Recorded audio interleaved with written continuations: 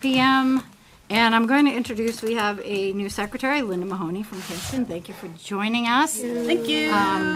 We're all going to be gentle with Linda and help her get used to this whole process. So, but Linda, if you could do a roll call, please, that would be great. Brian Boyle, Here. Sheila Lowe's, Again here. Tim McCormick, Here. Kristen Savage, Here. Mark Sherwood, He's absent, excused. okay, Kim Farah, Here. Shauna Manthorn, Here? Katie Knutson. There you Here. go. That was good. Job. Here. Or is it Boucher? Boucher. Boucher. Great. Thank you, Linda.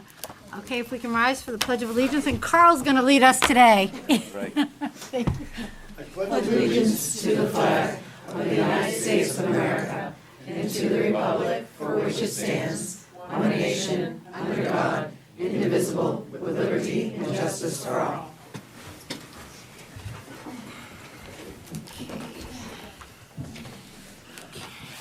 Our next order of business is to approve the minutes from the meeting of November 3rd.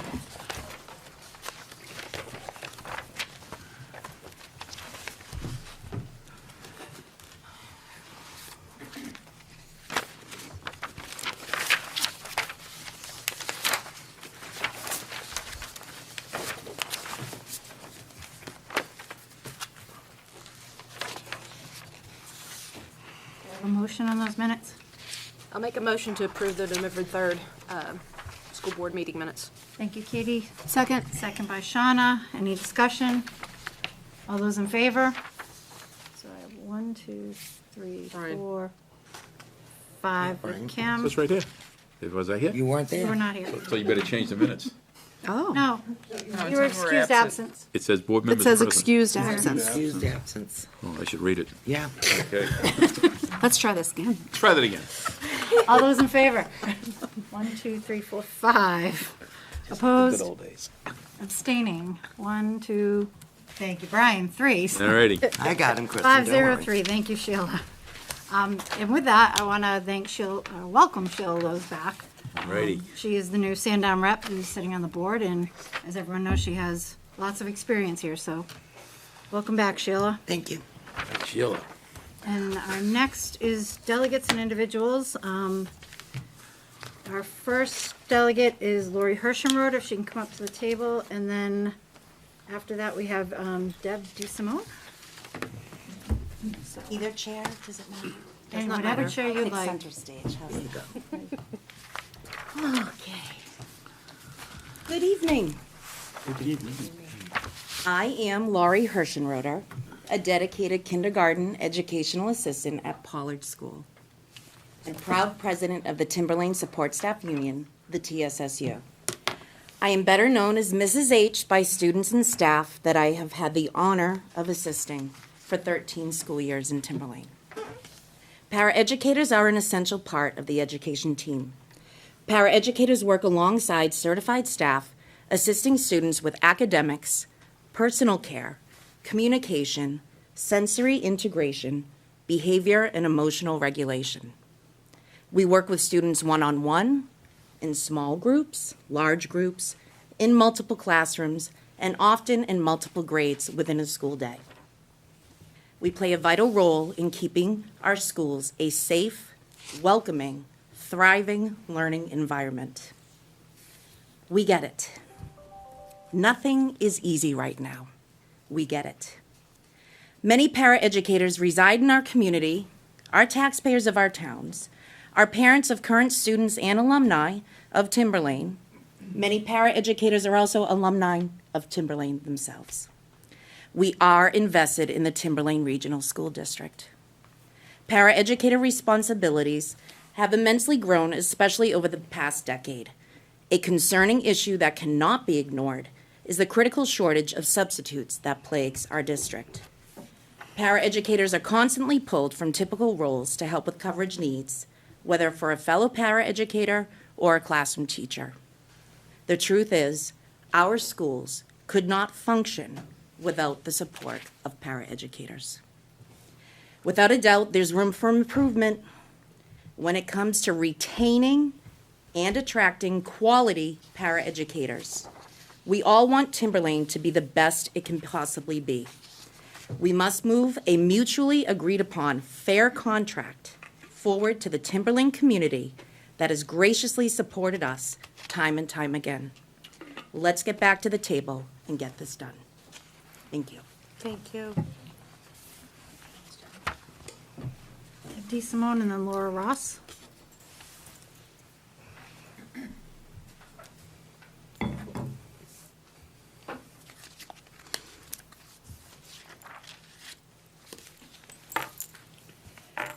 Good evening, ladies and gentlemen.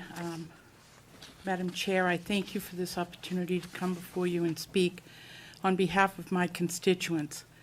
My name is the Honorable Representative Deborah Dee Simone. I'm very plagued over a multitude of phone calls that I received a couple of weeks ago. Phone calls were from parents who were very distressed over a dance that was to take place on Friday, October 27th. It was a dance that was put on by the LGBTQ community. It was paid for, or it was applied for by the GSA group. And when I heard about this, the parents were told that there would be no homecoming dance because the kids didn't apply for that evening prior to the LGBTQ kids. Now, I want to get it straight. As far as I'm concerned, if you're gay, you're gay. If you're not, you're not. If you're somewhere in between, you're somewhere in between. That's not up to me or anybody else to judge. That's up to you to live your life. However, when we come to a public school where every taxpayer is paying for the janitors, the electric, the heat, and the multitude of other sundry costs that it takes to have the building open, to have a dance for a small, segregated group of kids, it's not right. When the other kids who are asking for a dance that is historically been there, and they are told no. I spoke to the principal at length about this, and he said to me, well, I changed the name and made it Come As You Are instead of LGBTQ. So why would you change the name if you're not doing anything wrong? That's my question. He couldn't answer that. He was very professional. He was very nice. He took my call. He was a great guy. I said to him, so why are you segregating? And he said, well, anybody can go to the dance. I said, sir, we've both taken psychology in college. If you're not gay, you're not showing up because you don't want to be ridiculed by the rest of the students. If you are gay and you're not ready to come out of the closet, you're not showing up because you're not ready. So how is it that after all of these years, I have 3 children who went through from kindergarten to 12th grade through the Timberlane school system. Never has something like this happened before. We have a I had- 3-minute time limit. Sure. Deb, No, So, 23 parents are upset about this. I'd like to know what the school board is going to do in the future to stop this from happening. thank you for your comments. We don't respond during delegates and individuals. Are you ever going to respond to the parents? That would have to be up to our administration to do that. We don't respond here in this forum. So, Well, I guess I've done my Comments will be job, you're noted. not gonna do yours. I've come here and I'll do it on the legislative end in Concord then. I appreciate your time, thank you. and I'm very saddened, thank you. Laura Ross?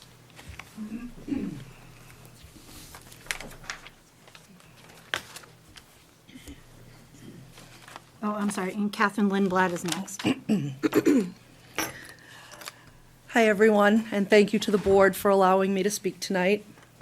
My name is Laura Ross, and I'm the librarian at Sandown North Elementary. I'm a resident of Sandown, and I've been a member of the Timberlane family since 1999, when I completed my student teaching and then never left. When I say 1999, it feels like I've been there a long time, and then I look at the people behind me and realize that I'm still a short-timer. There are people that have been with this district 30, 40 years. Back in 1999, I actually begged Joanne Georgian, the principal of Sandown North at the time, to give me a job because I loved the community and the feel of the school, and I knew that I wanted to be a part of that.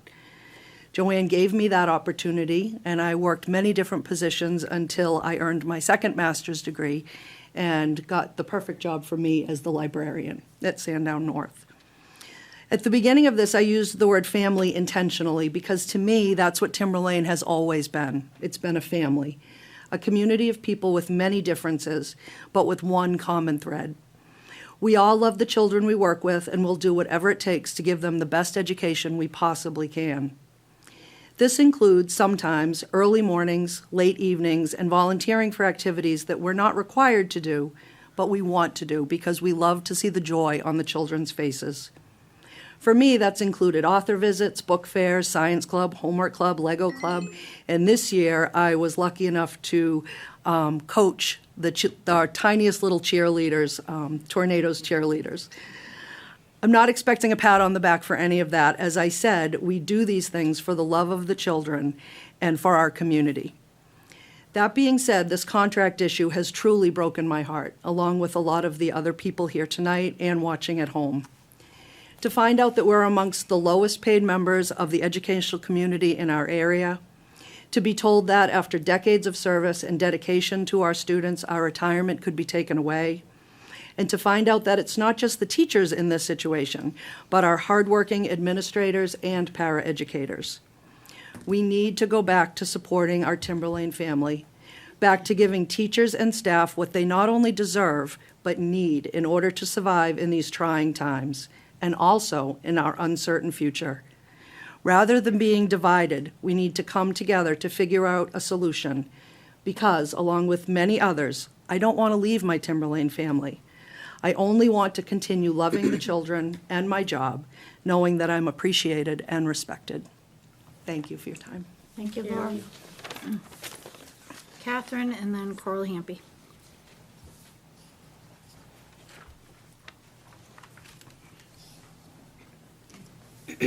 Good evening. Thank you to the school board for allowing me the opportunity to speak again.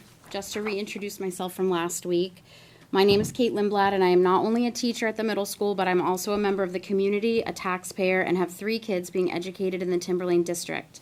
I'm once again here wearing blue in support of my colleagues to continue addressing the fact that we are currently working without a contract. I heard what Mark stated last meeting, that we should consider how each of the new board members or more recently voted in members campaigned, and that you do support teachers. I was paying attention during your campaigning, and I do believe you all are sincere. I thank you all for your service on the school board, performing a thankless job. Kristen, I also heard what you said, that you see our group asking for support and that there's also many constituents to consider who believe you all support us too much. And I understand yours is a job where there will never be a day you can possibly make everyone happy. I would like to address the taxpayers who are struggling with how high our tax bills are. I am one of you. The amount we pay and how large a percentage goes towards the school budget is sometimes a hard pill to swallow. If you are like me, you die a small death every time you check out at Market Basket or whichever local grocery store you shop at. You stress when you notice the oil tank in your home running low because it means a rather large amount you will need to pay to fill it back up to have heat.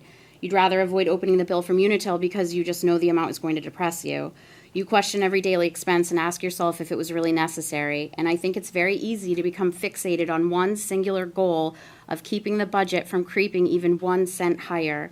It's very easy to forget that there are human beings behind the dollar signs of the budget, human beings who have their own families to support and their own struggles with paying their bills. I love my job so much. I love all my students, even the ones who throw paper airplanes at me when I have my back turned, who shall remain nameless.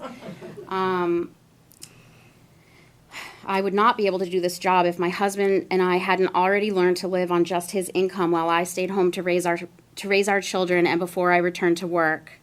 With 2 football players / wrestlers at home, I'm not even sure my paycheck covers our groceries. I realize how fortunate I am that my husband makes enough money to allow me the opportunity to work the job of my choosing, but teaching should not be a career that requires a sugar daddy. My fellow teachers did not choose this career for the money, but for the passion of educating the next generation. We all have our bills to pay, though, and teachers deserve a livable wage. Please support the teachers of your district and request that your board members support us too. Thank you. Thank you, Kate. Coral?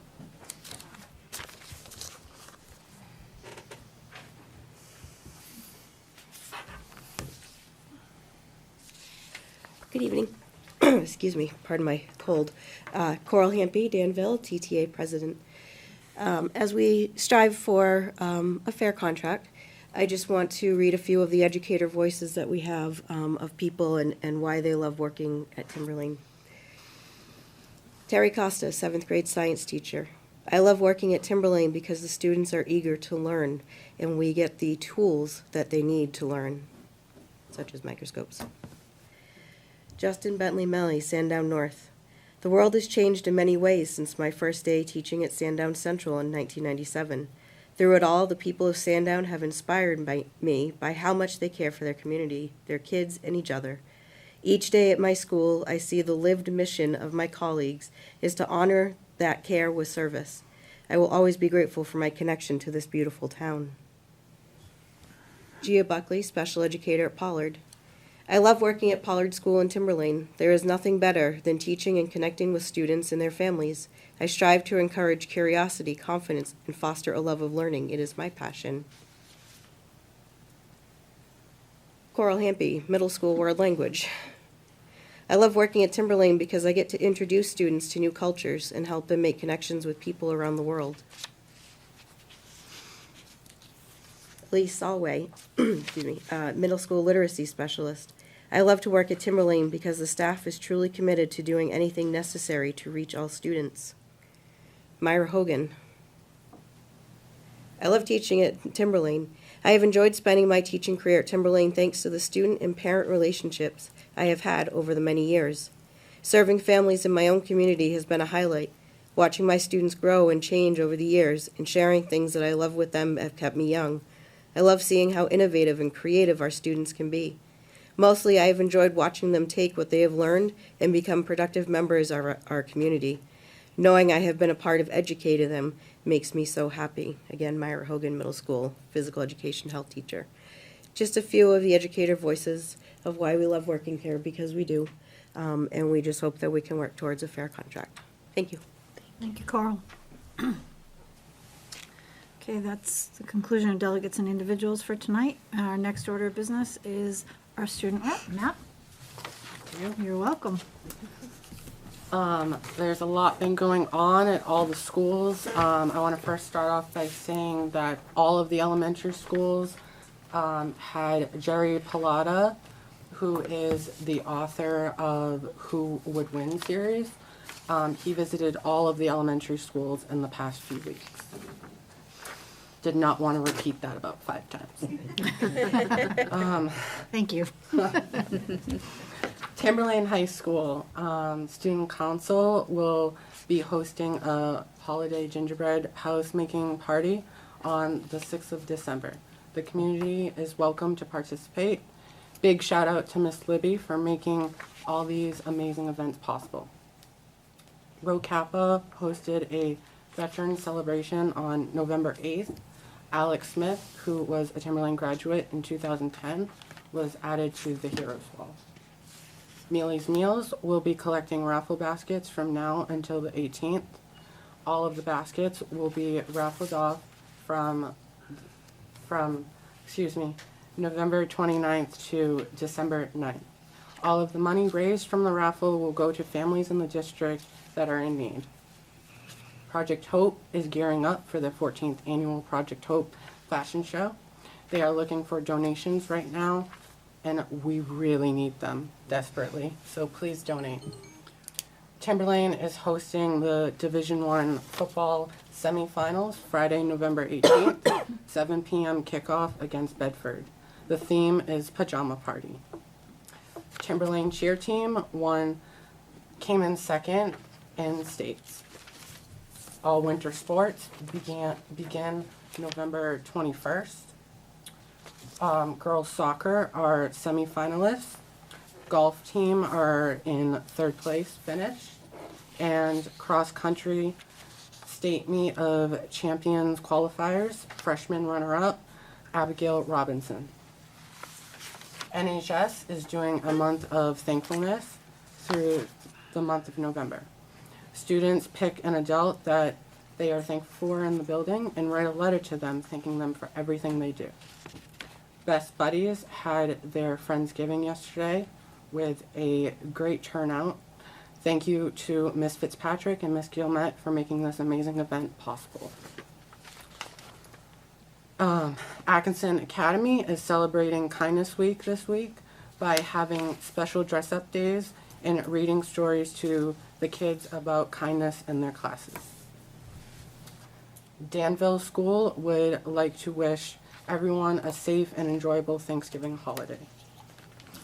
Pollard, last Thursday, I'm not going to repeat that about the author. Don't feel like doing that again.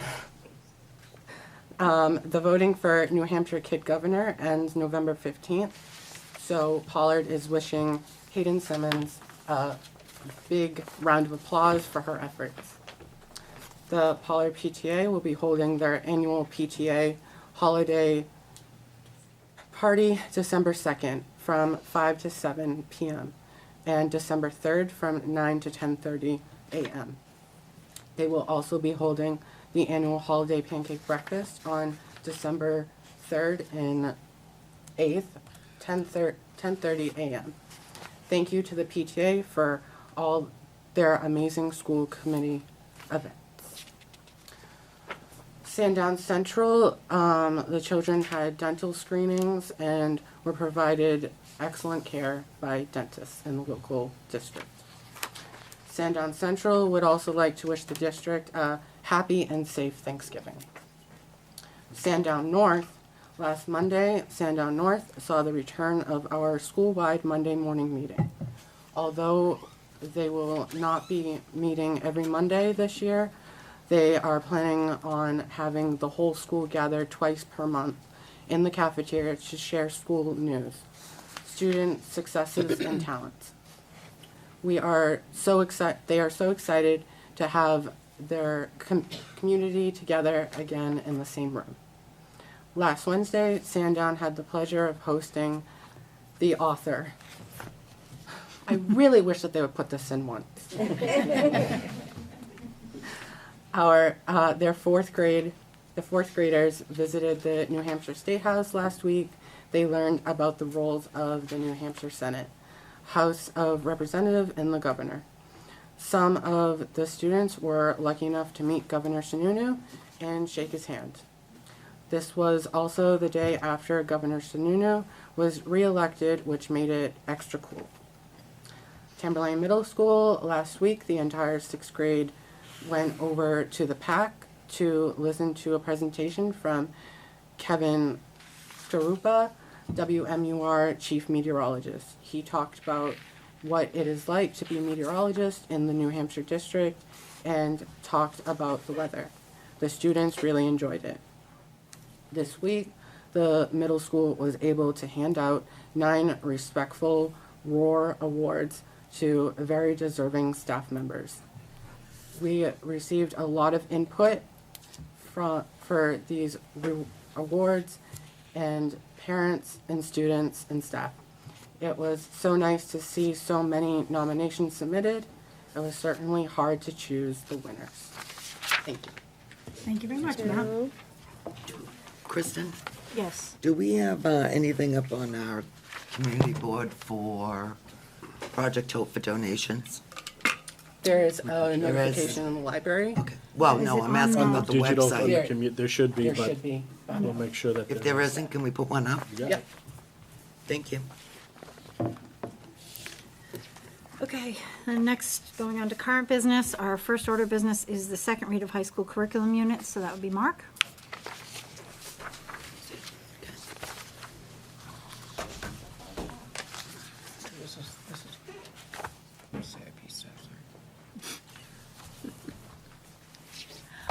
Mark. Hi. So as I brought to you last week or last meeting, the first read of the two curriculum documents or the two courses for Studies in Women's Health and Wellness, and that sort of revamp, if you will, of the upper level math class, which is now, and I know everyone loves the name, Probability, Statistics, and Trigonometry. ULM, we'll call it. So, last meeting as well, I explained the process that we go through. Last year around this time, both those courses were approved to run in the program of studies. You all approved those courses with the course description, the competencies, and those little pieces that go into getting the course going. And then we come forward with the rest of the curriculum documents for a first read and a second read through the Curriculum and Assessment Committee, and then first read and second read through the board to then have them officially adopted by the board. So tonight is that second read. Hopefully there's no questions, but I'm here to answer any questions. So I'm looking for the board to adopt both of these packets, if you will, as curriculum documents to then get accepted and made official. Are there any comments or questions on this from Mark? I'll make a motion to approve as a second read. Second. Motion by Kim, second by Sheila. Are we approving and adopting, or just approving? I think, I believe it's adopting as well. So these have to be approved and And adopt. adopted. Okay. So your motion is to approve and adopt. And Correct. Sheila, you have I'm the second seconding on that, that? yeah. Okay. Any further discussion? All those in favor? 4, 5, 6, 7, 8. No one's opposed and no one's abstaining, so Thank you very much. passes. You're welcome. Thank you, Mark. Thank you, Mark. Next is we have first read on policies. Who's taking that? I just have a question on it, and I'm not sure who's here to answer it. Who's taking the lead on policies? We went to Shauna? one meeting. I know you've been to one meeting, so.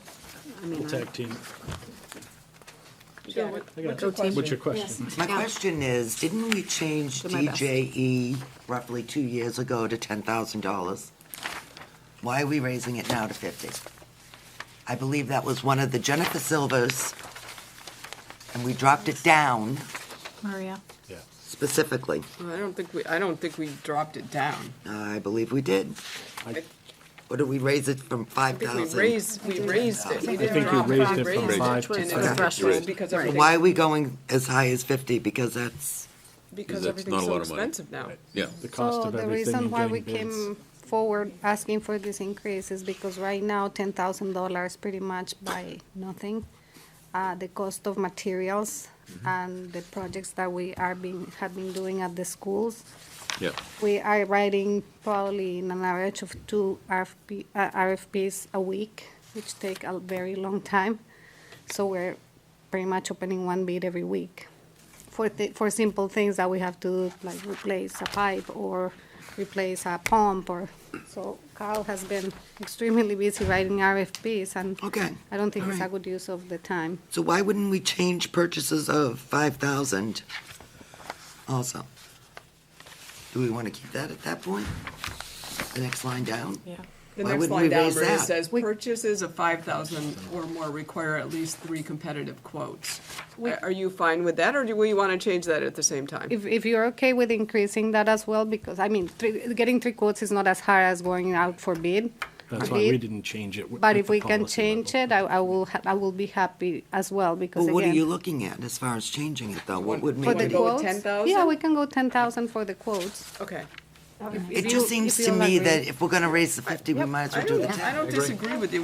I mean, I missed that. Trying to make your life easier, Maria. Thank Right. you. We I did talk about appreciate that too, We so did. it's just Okay. a matter of semantics. Okay, so but I can agree, we it's probably change a good that idea. here, or do we have to send it back to no. policy? First read, it's a so first read. we So can we just will make the bring that back to recommendation. policy for the, All right, so we'd like to change the Back as a 5,000 to second read. 10,000. Yes. So it doesn't have to go. no, it just comes back as a second comes read back at as the a next second meeting. Second read. Right, We're gonna- but I'm we're just gonna saying accept to this make as a notes. First read as amended. Yes. Yes, ma'am. And I did check with the Department of Education because one of the questions was, how about the federal purchasing policy? And that has nothing to do because the threshold that is there, which is up to $250,000, is just the federal threshold. So that has nothing to do with that policy, which is the DAF. We don't have to change it there. All right, so I'll make a motion to accept DJE as amended for first read. Second. Motion by Sheila, second by Kim. Any further discussion? All those in favor? 8-0-0, motion passes. So then we have KF for a first read. So I have a question about the last sentence being stricken out. Well, is there a reason why we wouldn't want to have that ability to approve special requests and exceptions? Or exceptions, rather. Sheila? To be honest, the facilities and all this stuff is really not under us. That's part of the superintendent's job.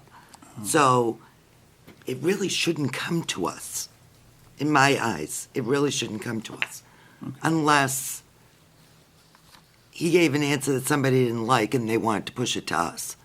But in all generality, he's in charge of the grounds, the facilities, so do I think we should get involved in it? No, to be honest.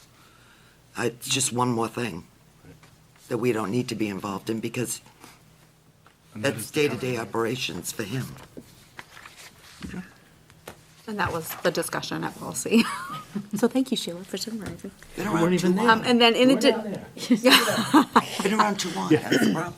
and then in addition to that, a policy committee just increased the age threshold for students since we're educating students through age 22 Yeah, that makes due to the sense. federal mandate change. So those were. Did I miss it? I'll make a motion to accept policy KF for first read. Second. I'm going with Kim and Sheila because I heard Sheila.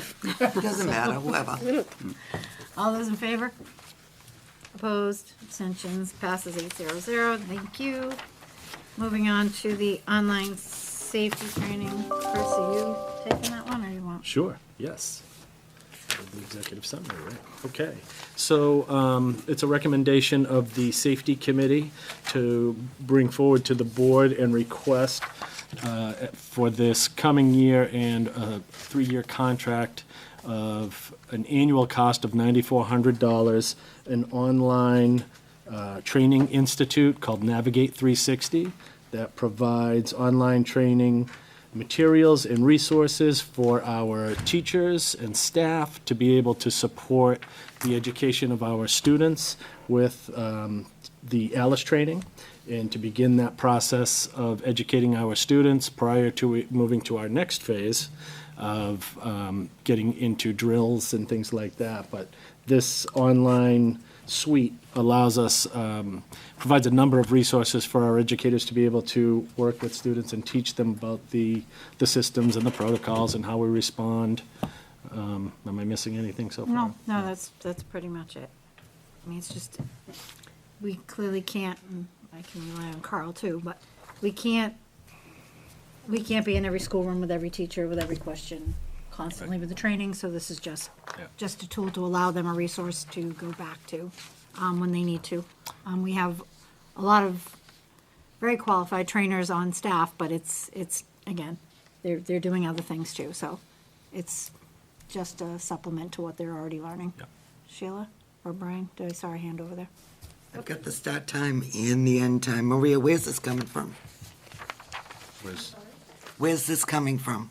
It's a new expenditure, so what line? It will be an added expenditure for professional services. Thank you.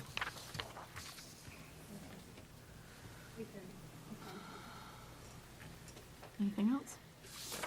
If not, can I have a motion? I'll make a motion to enter into a contract with Navigate 360. Yes. This contract will include a resource from 11/30/2022 through 11/29/2025 at the cost of $9,400. Second. Motion by Sheila, second by Katie. Any further discussion? All those in favor? 8-0. No opposed, no abstentions, 800. Motion passes. Thank you. Thank you very much. Who else? Transportation contract. Okay, so this is some late-breaking news. So the Transportation Committee did meet and reviewed the proposals. We did receive proposals from First Student for the 29 regular ed transportation buses as well. They also bid on the in-district special ed and out-of-district special ed. The only bidder on in and out-of-district special ed was Durham School Services, who we currently have. That's backwards, I think. Yeah, we have Isn't it? first We student. currently have first student Correct. for. Yeah. We Durham is us. currently have First Student for regular ed. Durham Okay. is Durham for special ed. In-district and out-of-district, thank you. In and out-of-district, Got it. yes, I'm sorry. The committee, we reviewed the proposals, and we talked about our current level of service with both providers. And as I think we all know, we've talked about it here before, school bus transportation is something that folks are struggling to be able to provide as far as, consistently for all of our students. And First Student being the larger of the companies with more resources, we went back to First Student asking if they would be able to meet Durham's price in the hopes that they would be in meeting that price, but also be able to provide the higher level of service that we've been seeing from First Student. And they did come back, it just came back tonight, with a response that they would match Durham's special ed in and out-of-district price for the first year. And then for the second and third year of the contract, they would want an increase of 3.5%. Currently, Durham's proposal is a 3% increase in the second year and a 3% increase in the third year. So it's a difference of a 0.5% increase, which works out to be a pretty low amount. I'm looking at Maria. She doesn't want me to say a dollar amount because she did the math real quick, but we're really looking at probably less than $2,000 a year. And we're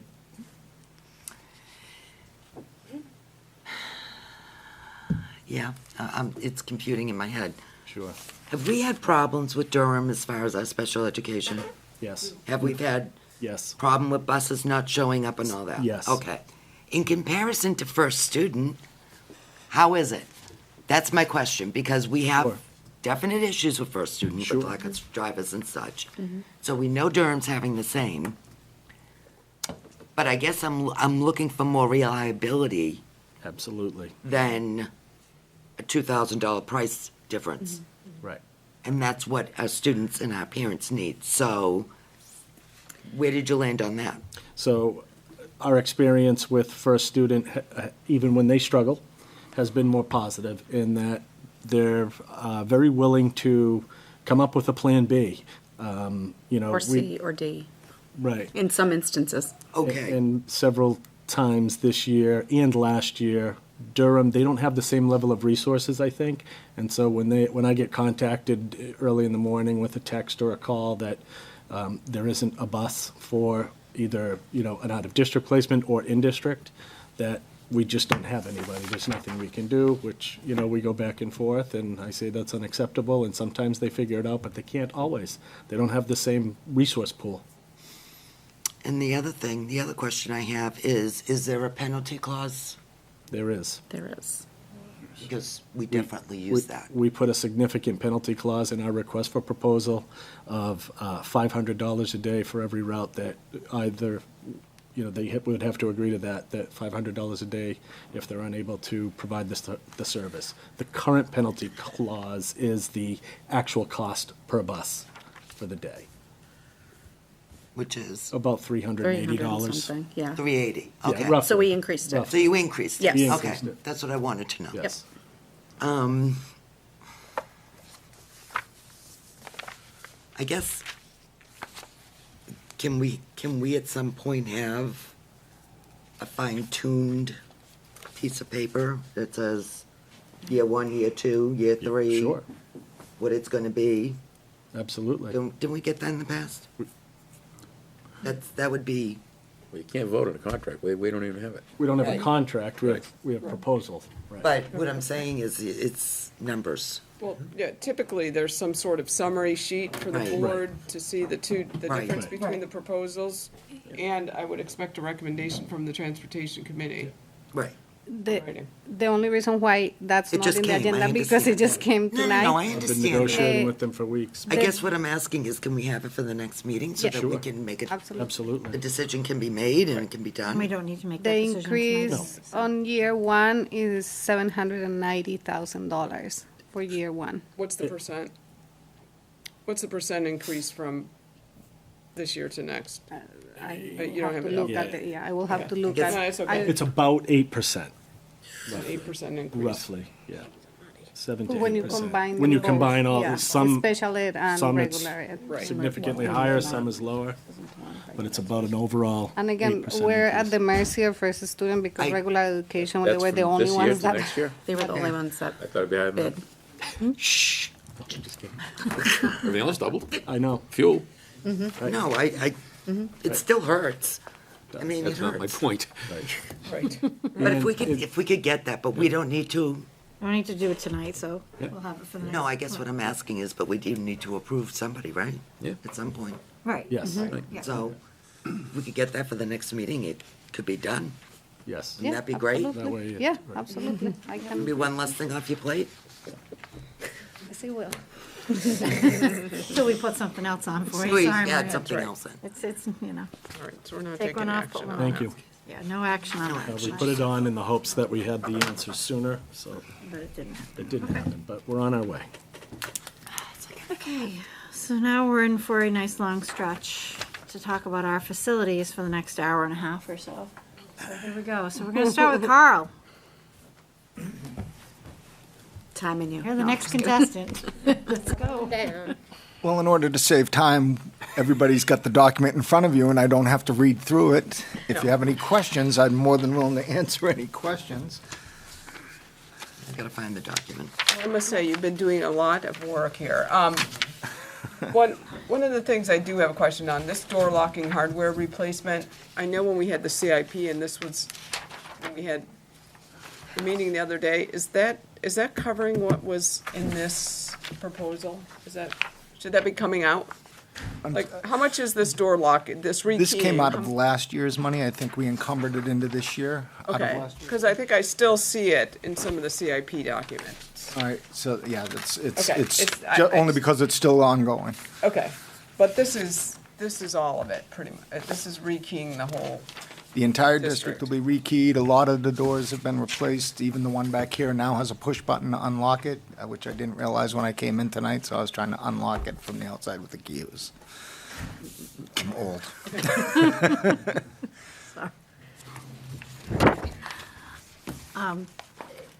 was this high school, middle school automation failure, that was not a planned for expense in this budget year? It was not. It has been discussed. It was going to be brought forward for next year to be moved forward, but it was, it has been failing for at least, I think, at least 7 years, and they've just failed to put it into the budget I to get it just replaced. kind of wondered if it was in this budget or if it was something that we had.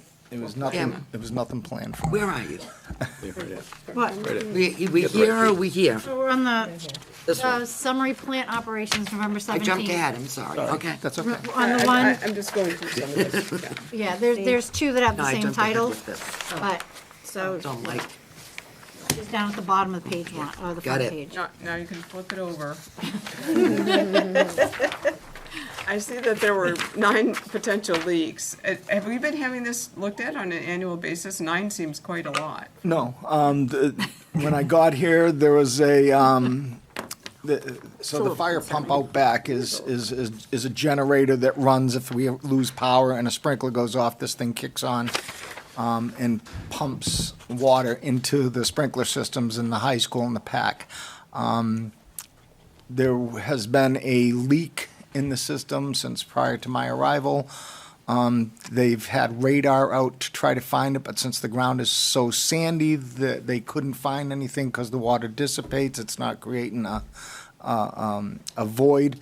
However, we have what's called a jockey pump that keeps the pressure in the system up to where it needs to be. And if it doesn't keep up, the pump kicks on, the fire alarms go off, which we've had happen a couple times since I've been here.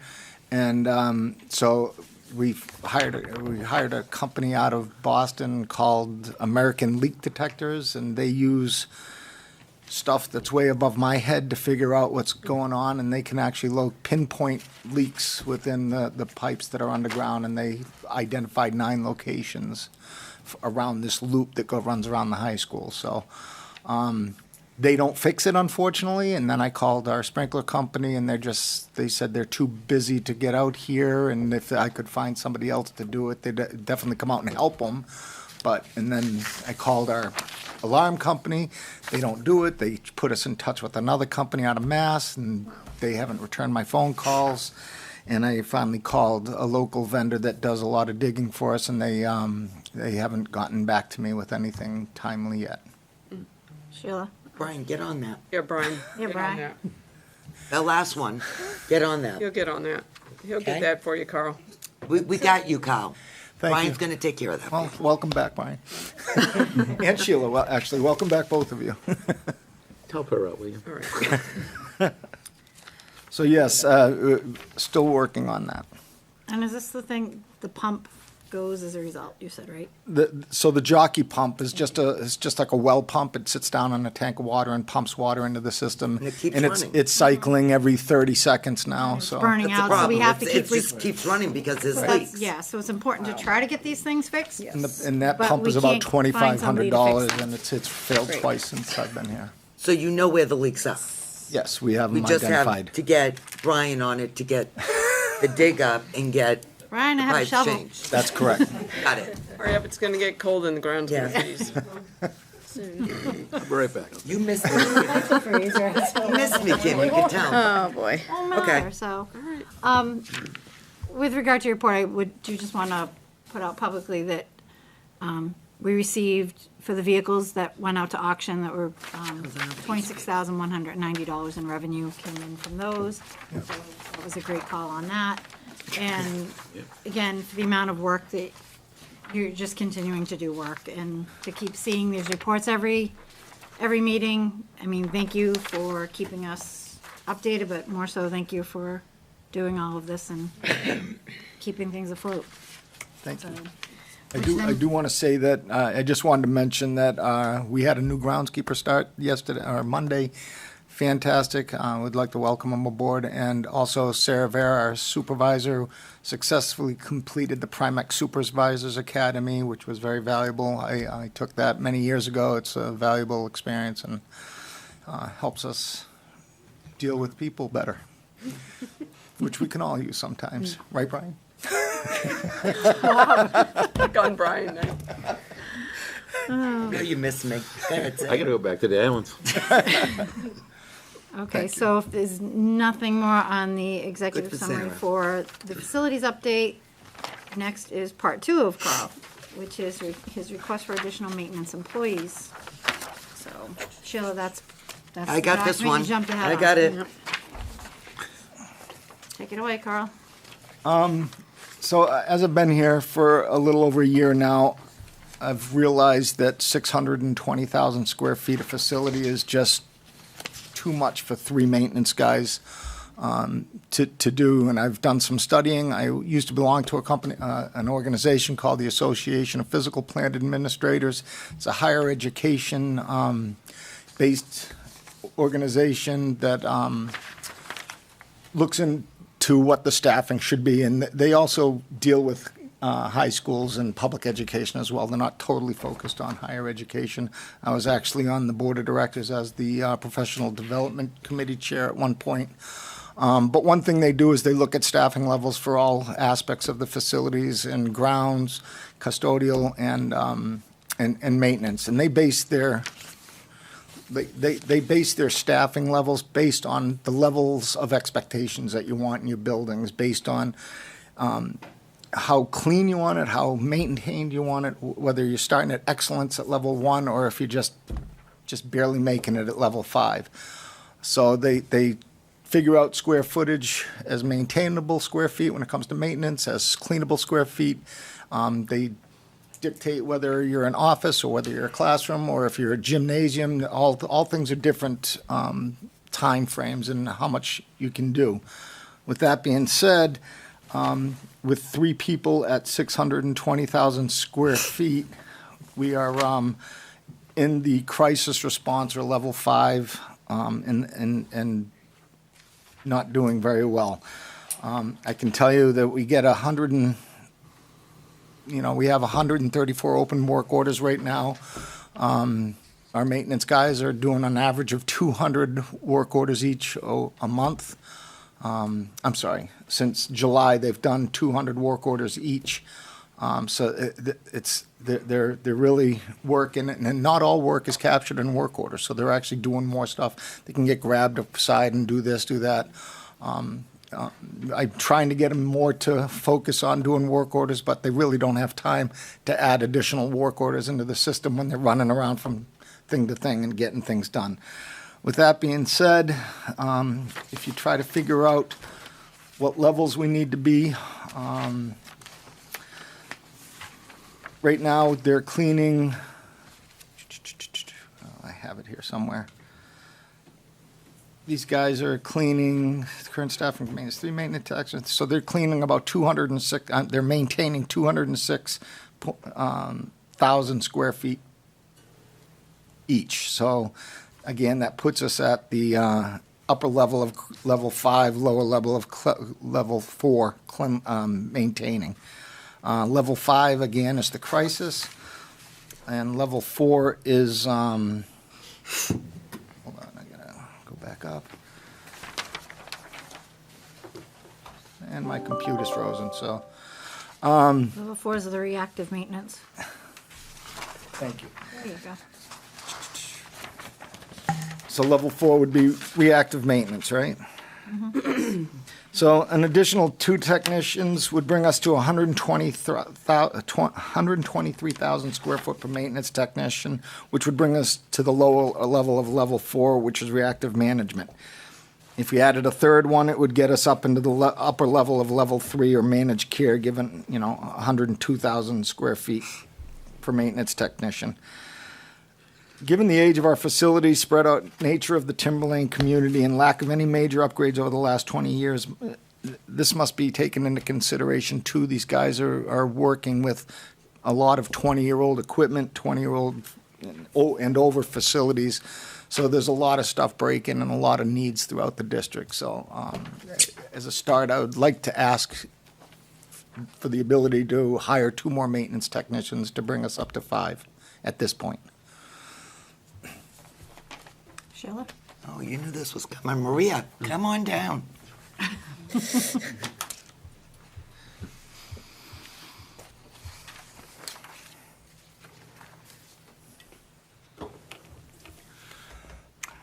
Kyle, there is no doubt in my mind that you need 2 more technicians.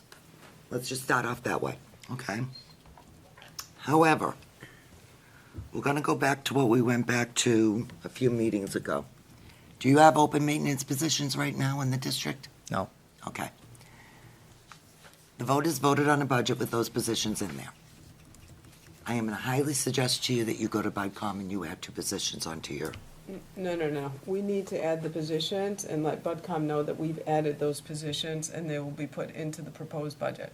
okay, That's but the way. we don't have the open positions now. No, we will, For next year. what he's looking for is a motion. Is this for next year or this year? For next year. Next year.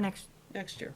This isn't. It's not immediate, it would be Coming coming now. July 1st. Okay, that's what I'm Love to have him trying to. yesterday, but it's Yep. for next year. That doesn't say that here. Can't. Right. No, Right? we're in the budget information process right now, so for I'm the looking budget, for yeah. permission to go Next year. forward. Okay, we're looking for next That's year. a different because story, yeah. I read this year.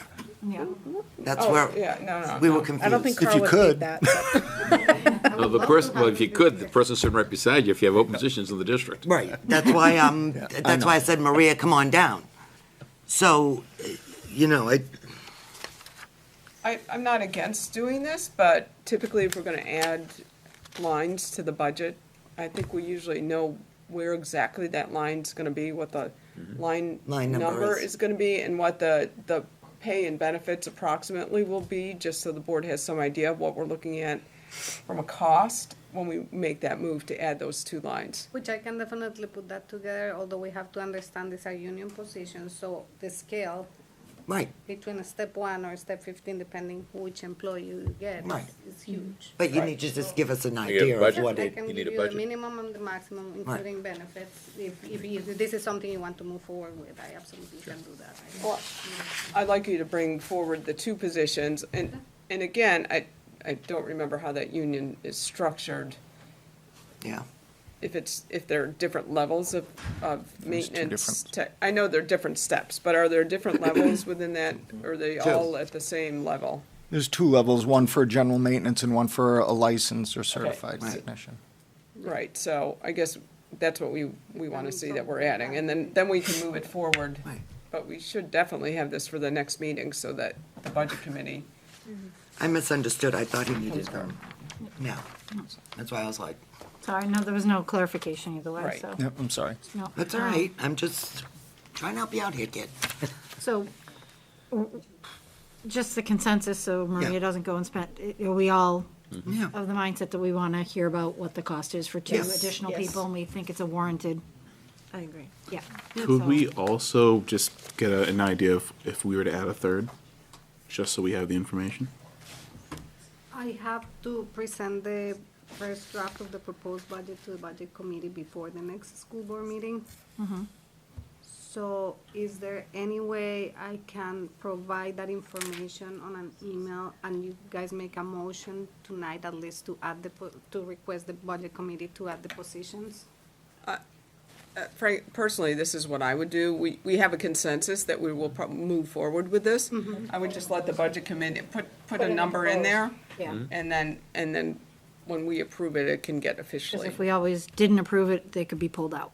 right. But give them the heads up that the consensus is that we're leaning towards adding 2. The question was asked to even consider what the cost would be for 3. We'll be discussing it at our next meeting, but they should plan accordingly. Spaceholder. Yeah, add 2 to the proposed add budget 2 based and on then- this yeah. meeting. Yep, Carl, because it's not, we're not just out of finalizing anything. curiosity, if maintenance is at 134, what's the rest of it at? I'm sorry? What's the rest of it at? As you- Is that a total of our plumbing, HVAC, electrical, all Total, of that? that's a total for all my maintenance guys. So I have a HVAC licensed electrician and a general maintenance guy at this point. So- Do not have a plumber on staff. All right, so basically our monthly preventative maintenance is being handled pretty much?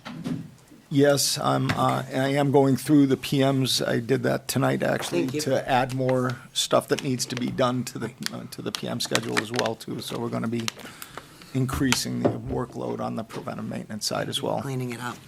Trying. Sorry it's taking so long. No, it's, I get it. Anything else? Any additional discussion or questions or comments on this? So we'll just look for the numbers at the next meeting, but move forward and inform budget committee, that's where we're leaning towards. So Thank you very get it much. in the budget. You're welcome, thank you, Carl. Thank you. Okay, next we have a CIP presentation on recommendations. Isn't that Kyle again? Or is that you? Carl. Well, Carl and Maria are probably gonna end up being involved in this discussion anyway. Just when you thought you were out. So close. All right, Kyle. so at the last meeting, we had brought forward, the CIP committee had had a discussion and brought forward projects of approximately $3 million. Right now, we have about 1.8 million that we can expend from the current year budget. Also, which is more than we typically have because we did get approval to keep the extra funds from the adequacy in our budget moving forward. And we usually project $1 million into our capital budget for the subsequent year. So based on the conversations last time, we adjusted, we pulled out the lighting from these capital improvement priorities. What we did add, if you look at the third line down, is an architectural review of the masonry walls in 5 buildings. EEI, that has done an evaluation of our buildings, has noted that there there are issues with some of the concrete walls, but in order to determine how best to address those, you need to do an engineering study and do some destructive testing, kind of boring, and then see what things look like. So before we can do that repair, we've got to do a feasibility study to make a determination of how we're going to repair those walls. So that's not even, the repair itself is not this 100,000. It's assessing the strength of the walls. So that's what we're looking to move forward to the budget committee, though we really are only moving forward $1 million of this into the proposed budget for next year. I think the budget committee should just have an idea of what we're looking at here for the scope of the next 2 years. I think that should be fine for them. So is the board in agreement with approving this CIP priority plan for this year and into the proposed budget? Can you just, for the good of the district and the public, could you just actually read out what these projects are? Because they're pretty substantial projects, and I think it'd be a good idea if... Sure, I'll read them. Do you get what I'm saying? The first one is to They're replace roofs. part of the roof in Transparency. Atkinson. As part of our ongoing replacement of roofs, this is for Atkinson, part of a roof. The next one is at Sandown Central. This is to replace some of the electric panels that need to be replacing. It goes without saying. The one I just mentioned for $100,000 and is an architectural review of the masonry walls, where we have some moisture intrusion and just some degradation of the walls. The next one is to automate the controls, HVAC controls in Danville. That's about $359,000. The next one is at Timberlane Middle School to upgrade the pneumatic controls there. That's $463,000. There are some savings. There's a potential rebate about $12,000 and an annual savings of about $4,000 a year. I would expect that savings might be more, because when you start automating, you can gauge things better and move it up and down. So that's about $463,000 at the middle school. At the high school, we're upgrading boilers at a cost of about $945,000. Again, there's some rebates, and then there's annual energy savings, which, given the price of fuel, is probably more than $3,000 a year. This was EEI's, estimation on savings. Then in Danville, we're looking to consolidate the boilers and convert to, what is that, liquid propane? Yes, ma'am. Liquid propane at a cost of $769,000. Right now, my understanding is we've got boilers in 3 different areas of the buildings, right? So they heat different sections, so if a boiler fails, you don't have heat there. So we're going to try to consolidate those boiler rooms so that you can run your boilers one, and if one breaks down, you don't have to close down that wing. So, and then the last one is for an architectural program to look at the feasibility of a new school. That's approximately $35,000. That is not building plans. And actually, this is a good segue into the next discussion. This would look at, what is it going to cost to build a middle and high school? And that cost was about $35,000. Just to look into what it's Just going to look into what it's going to cost. So I know I said at the last meeting that I wanted EEI to come and present. I met with EEI and Brian Boyle was there. I think Maria and Carl were there at the beginning of this week. Yes, Beginning of this Monday. week. It seems so long Monday, ago. 9 a.m. Monday, 9 a.m. Just because I felt it was better to have a meeting just to try to figure out how to bring this to the board, because there's an enormous amount of information, like from the CIP. And as we got talking, it became apparent that they're struggling because they need to know which way we're going. Are we looking towards trying to build a new middle and high school? Or are we looking at trying to repair and renovate our existing facilities?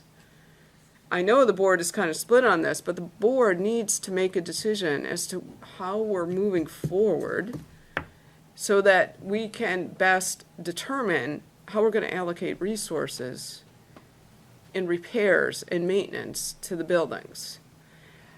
One thing that they recommended, which I'm in agreement with, and we'll come back later, but maybe at the next meeting, because there's still some numbers to work out with, is that we do a 15-year lease for a cost of about $18 million. It would cost about $1 million a year, but there would be a lot of energy savings there, okay? And it would allow us to infuse, say, $18 to $20 million into the buildings over the next 15 years at a relatively small impact to the taxpayers. At about just roughing it out, in my mind, it would probably be a 2 to 2.5% tax increase on the school tax rate. That would be my guess. $1 million, if you've got a $75 million budget, you're earning $1 million. I took one over 75, multiplied times 100, came up with about 2%. Brian likes that number. I like a human calculator, no kidding. All right, so I just want to bring a comparison then, because I know, not to be a pessimist, if we were looking at a new school, I then took $200,000, okay? 200 million. For a school. 200 million. 200 million. 200 million. Not 200 million. It's 200,000. $1 million for a school. And then looking at what EEI has for projects outside of the middle and high school, or another 70 million, you would be looking at, with a 20-year bond, I think, a tax increase of about 15%. 15 to 20% on school tax rate. I don't think it's feasible. And that's only one school. Well, what I did was, That'd be middle and high, right? that would be middle and high school, but you'd still have the rest of the schools that need probably another $50 to $60 million of Right. work. Maintenance. Well, I think the Upgrades. 200 million is. I think that's cheap. Okay, well- I think you're low for two schools, but either So- way, it's a lot of money. I guess, and then as we talked more, you know, this is even with their spreadsheets, it's an enormous project to go through and try to say, okay, now we're gonna do this, this, and this. I think what we need is a building committee to really sit down, or even if it's a CIP committee, to really sit down and, I think the CIP committee's too big, to hash this out with EEI. I mean, it's way too big. You get this many people, and it just doesn't, you just can't move things forward. It's better to have a smaller committee and then move Difficult it to out make there. progress, yes. So, and I'm happy to bring numbers and more information next time, but I think the board needs to come to a consensus on this whole new middle high school thing. I personally feel that the board should direct or move forward with the notion that we will be looking to renovate and repair versus build new. Somebody's got to make a decision here. Well, you have a third option there, though, Kim. What? Because even if you focus on trying to, the next couple of years, do a new high school, middle school, you still have to maintain these other schools. Well, you do, but the thing is, if we're gonna start putting more money, if we go for, say, a 15-year lease, Yep. and we have this infusion of money, we've got to know where to put it. We can't, Right. unless you just say, we're not putting any into the middle and high school until we decide. I suppose know you how could you do do that, that. I I don't, don't know how you do that either. Well, again, so to let the other board members know that when we were here the other day, that the budgets that we've had over the years, because of what the cost of work is, labor, material, it's really not enough money. The maintenance budgets that we have had historically over the last few years, they're struggling with Just a Band-Aid. getting anything. That's not enough money. we're not, yes. All we're doing is spending a lot of that on maintenance, and we need to start replacing. As EEI's pointed out, these facilities have not had any major work in about 20 years, and it's all coming due. I mean, the board, over the last 5 years since I've been on, has really tried to push doing more maintenance, but we're still behind the 8 ball. And I think the only way you're gonna get a above that is to do something like a 15-year lease.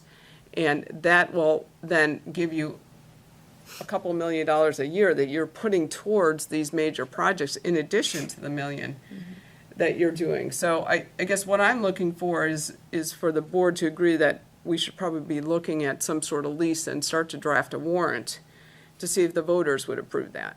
And I'm happy to do the legwork and get EEI in to explain, what the cost is, what the paybacks are.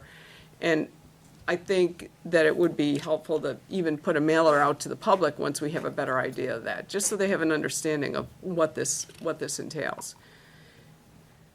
So that's kind of my thought. Just if there's not enough, one thing I do think that bears doing is, and when we finally get into these documents, maybe at the next meeting, that is closing Sandown Central and expanding Sandown North. And there's two reasons that I think that that's very important, and strategic planning people should be looking at this, is Sandown Central needs a lot of work. There's a lot of work that needs to be done in Central. The operational costs are huge. There's a lot of duplication of staff because of that.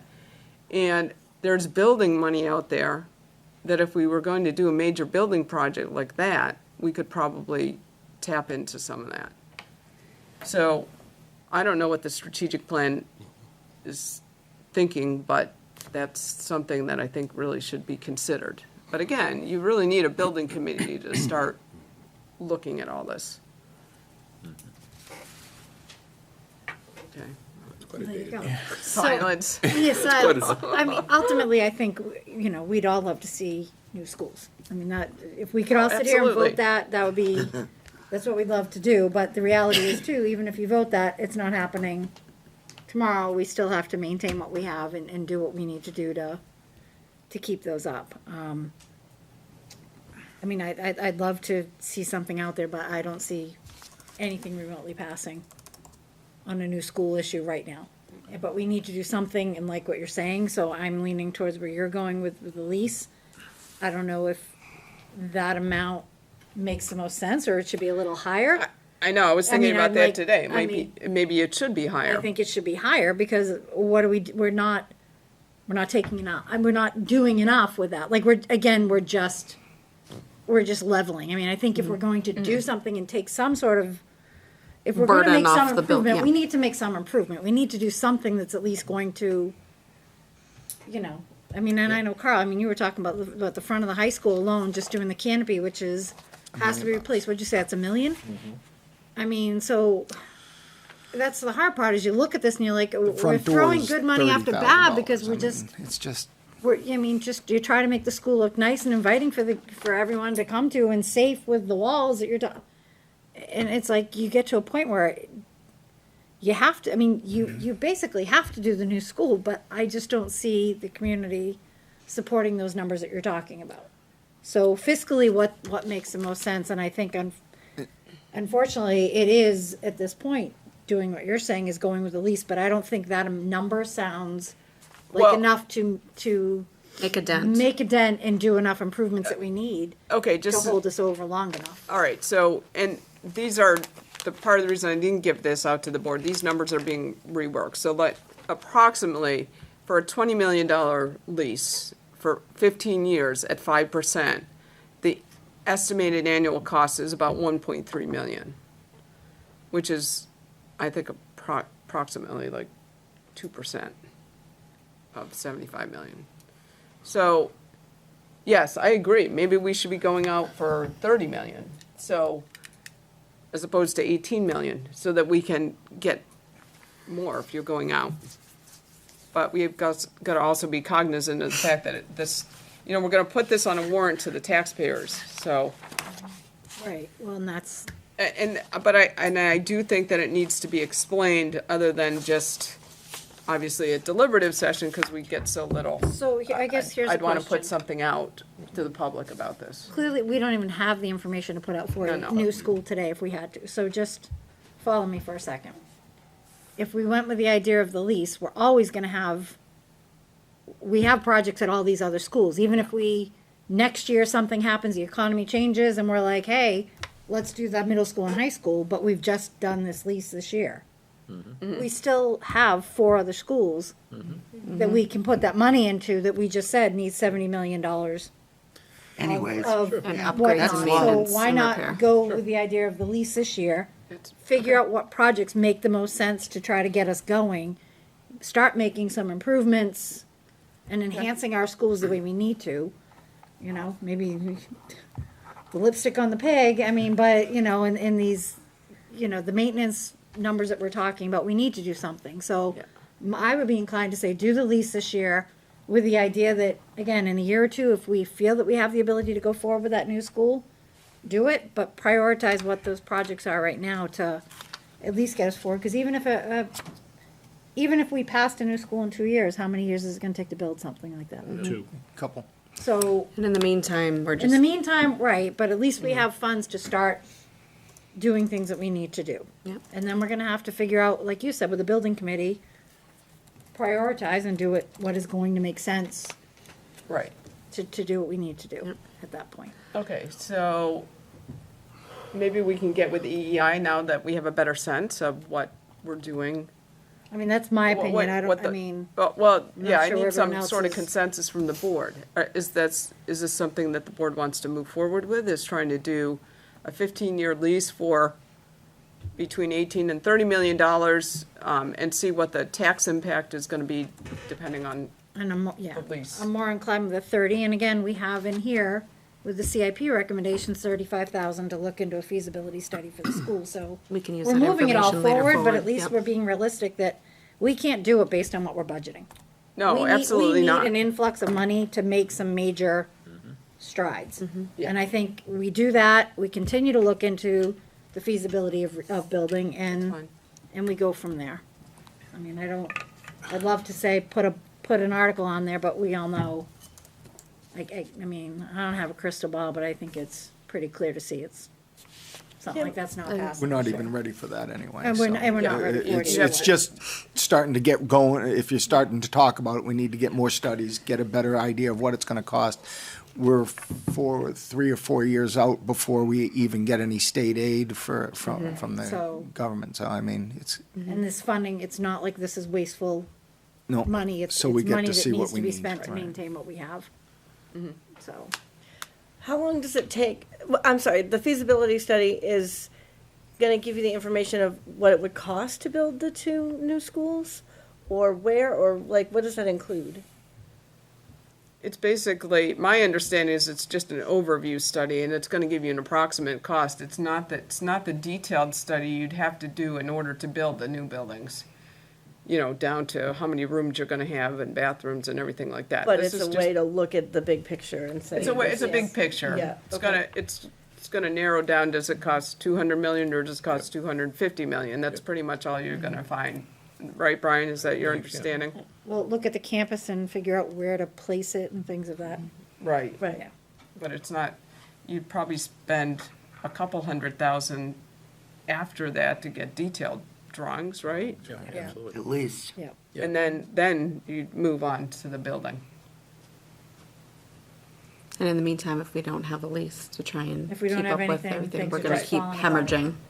Okay, so, So if we go for this lease, right, and we get this influx of money, and we're also trying to do this feasibility study to look at possibly creating a new high school and middle school, are we going to use any of that money from the lease to make repairs towards the middle school and high school? You have to.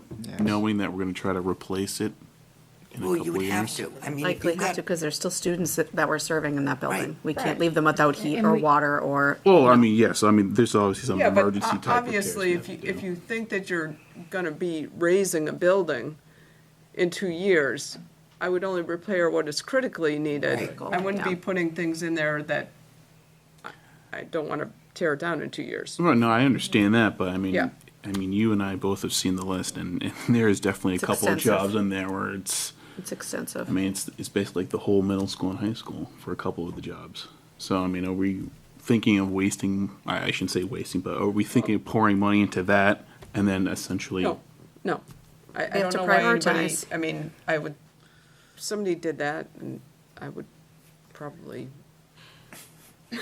Well, write them up or Well, something. for I mean, instance, it we have the just is- boilers on gonna this list say, for the there's high certain school. things But the that- boilers will be able to be Right. used in any building that we choose to do. If we decide to build a new building, those boilers could be removed and put into those, the new buildings. Right, yeah. So, I mean, Yeah, if it's not a critical thing, then, and you're thinking about building a new school, just like Sandown Central, if we were thinking about doing that building, or getting rid of that and consolidating it to North, we would only do what we needed to do to keep that thing going.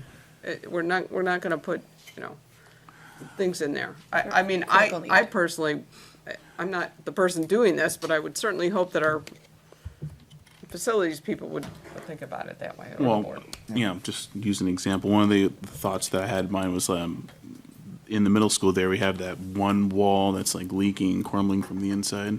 Like, would we repair that? That's and- that study that we're looking at. Well, Right. we have to look to see what those walls are gonna need to be repaired, and whether we're gonna do a 5-year repair to get us through to a new construction, or we're gonna do a more permanent repair. So that's one of the reasons we have to do this study. But we can't leave it there either. No, you can't leave it there. So you have to do something. Kim? Well, Can we, where do we fall on getting a building committee together? And if we do have a building committee, can we somehow tie it into strategic planning? Because I feel like, Well, Should be. one, I don't Should- think should you want become a first. building committee until after the new year, because I think you want board members on it, and we're still wrapped up in yes. other things, Yeah. okay? So, It should be a recommendation for consideration through the strategic planning process. Right. We should, under facilities, talk about, are we Right. looking at developing a building committee? Yeah. I suppose you could put the development of the building committee into the strategic plan, yeah. But like you said, you don't want to make it so numerous with members to a I point where know. you And can't then manage we're stuff, so- all on every committee also, so none of us want to add to it, but I certainly feel like that with our strategic planning meetings that we've had, all of this it plays into every It's single relevant. thing that we've talked about, so Right. I think it's really important. Curriculum development, everything. Yeah. Yeah. Sheila? I'm sorry. Sheila? First, welcome to our world. That was me last year. Every week, 4 meetings, 3 meetings, 5 meetings. So I get that. And yet you However, came back. I'm going to be Sorry. Debbie Downer here. You ready? Go ahead. Here comes the Debbie Downer.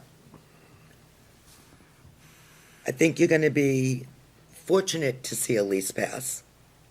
That's number one. And I'm laying it right out here. A $270 to $300 million build. I don't see it. I don't either. But that's 2 things right there. 3 things we know that before we got on the board and started nailing facilities, not much money, not much attention went into it. We know that. But I'm going to be realistic here. We can't even pass full-time kindergarten.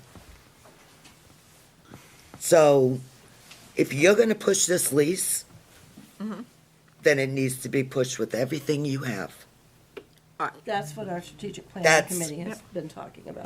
But No, not what the I'm least. saying is every board member Well- needs to get up to the plate and push it. Because If we're doing a It's lease, hard out there no, right no, now. no, if we're gonna do this lease, I would suggest that out of the board money, that we send a mailing out to the public. oh, I agree. And But it needs. EEI has templates that they've used for other districts. But what I'm to do that. saying is, I don't think a mail is going to do it. I think it needs to be talked up. I think Oh, board yeah. members will need to go to their BOSs and I'm talk happy it to up. do that. And Yeah, But- no. everybody needs to do that if you're going to get this thing pushed. People need to understand too, the lease is going to, Right. it's But going to make the buildings, it's buying us a little more time before we hit that, when that 270 is probably gonna be 330 by the time we get around to it, but the idea point is, people see I know. money signs. Oh, absolutely, and They absolutely don't right now. pay attention. They don't, the tours. But I'd rather see How the, many people did you get on the tours? 2? 5? Not many. Yeah, not many. Not many. I'd rather. Because they're yeah. just not. I'd rather see the $30 million although I'd rather see the new schools. Of don't get me course, wrong, but but 30 versus 270 has more of a chance of passing. And that's the ultimate thing at this point. Can I add one thing? No. Okay. Where's Carl? I just want to say that the items brought forward in the lease proposal that EEI brought to us, the majority of them are energy conservation measures. So you'll get money back conservation. on it. We're going to Right. get a lot of savings. One And of that them, needs to one be of them pushed. would, one of them would That's what be I'm saying. solar panels. It's an option. It wasn't a definite, but the solar panels that we would be able to put up would pretty much wipe out our electric costs. It would save us almost $420,000 a year. So it's the payback on these measures in the lease would create a lot of savings. Newer boilers are going to reduce the energy usage. We're going to start saving money. So I just wanted to let you know that the majority of those items are energy savings. Understood. things So brought do forward. you sell it as, yeah, here's your payment, Yes, I do. but you know This what I'm is going the to say, right? savings. This is your payment, but the Yes, savings is and going to take EEI off has of that done payment? in other districts. Chris actually was the one that gave me a presentation that was done in Derry, where they absolutely showed that the lease itself was, the payback was so much that the cost is. I think it makes perfect sense to go for the lease, Okay. to be honest with you. We'll try to, we're gonna have to get together and try Sheila, and the I get think- concerted effort, I understand what you're saying, because people don't know what they don't know. Right. People don't care what they don't care. And they don't care what they don't know either, Exactly. so. in some They just instances, want Some instances, to send their kids, and the rest of it is everybody else's problem. right. The thing that a person sees at the voting booth is the dollar The dollar sign. sign, yep. Yep. That's all they vote. That's all they care about, Mm-hmm. is how much is this gonna cost me? I think your point, and I know Kim was going to chime in, is it's really around a full commitment, a community, Yes. engaging the community and, realizing what we need to do, moving our initiatives forward to make sure that we're providing the best possible learning environments for our students. That's what we're talking about with the strategic plan. But how we engage our community and how we get our message out there. What Understood. you're talking about, right? That's the only way it's going to happen. But you're talking to the woman who was involved with Sandown Central closing and then it reopening, and that was a thing in Sandown. I was also around for the last bond. So I remember what happened then. So this is what I'm saying. That's We have to go at it Differently. full throttle. have to go in after a it variety of differently. ways. But who is going to have problems with that Sandown Central being moved, being shut down, moving kids over here? Where I think you're that, displacing people again. That's also employees. You potentially are displacing people again. So it needs to be well thought out I'm and not saying- carefully it's- done. It's not happening No, in the next not 6 this months. year. I'm No, just no, no. saying, Right. it's part But of- that was such a big deal in Sandown when they pulled that. It was a big deal. So I think everything is gonna be a big deal. If we have I to agree. shut down half the middle school Right. to fix a wall, course that's it a is. big deal. Right. But we have to bring that to the public differently.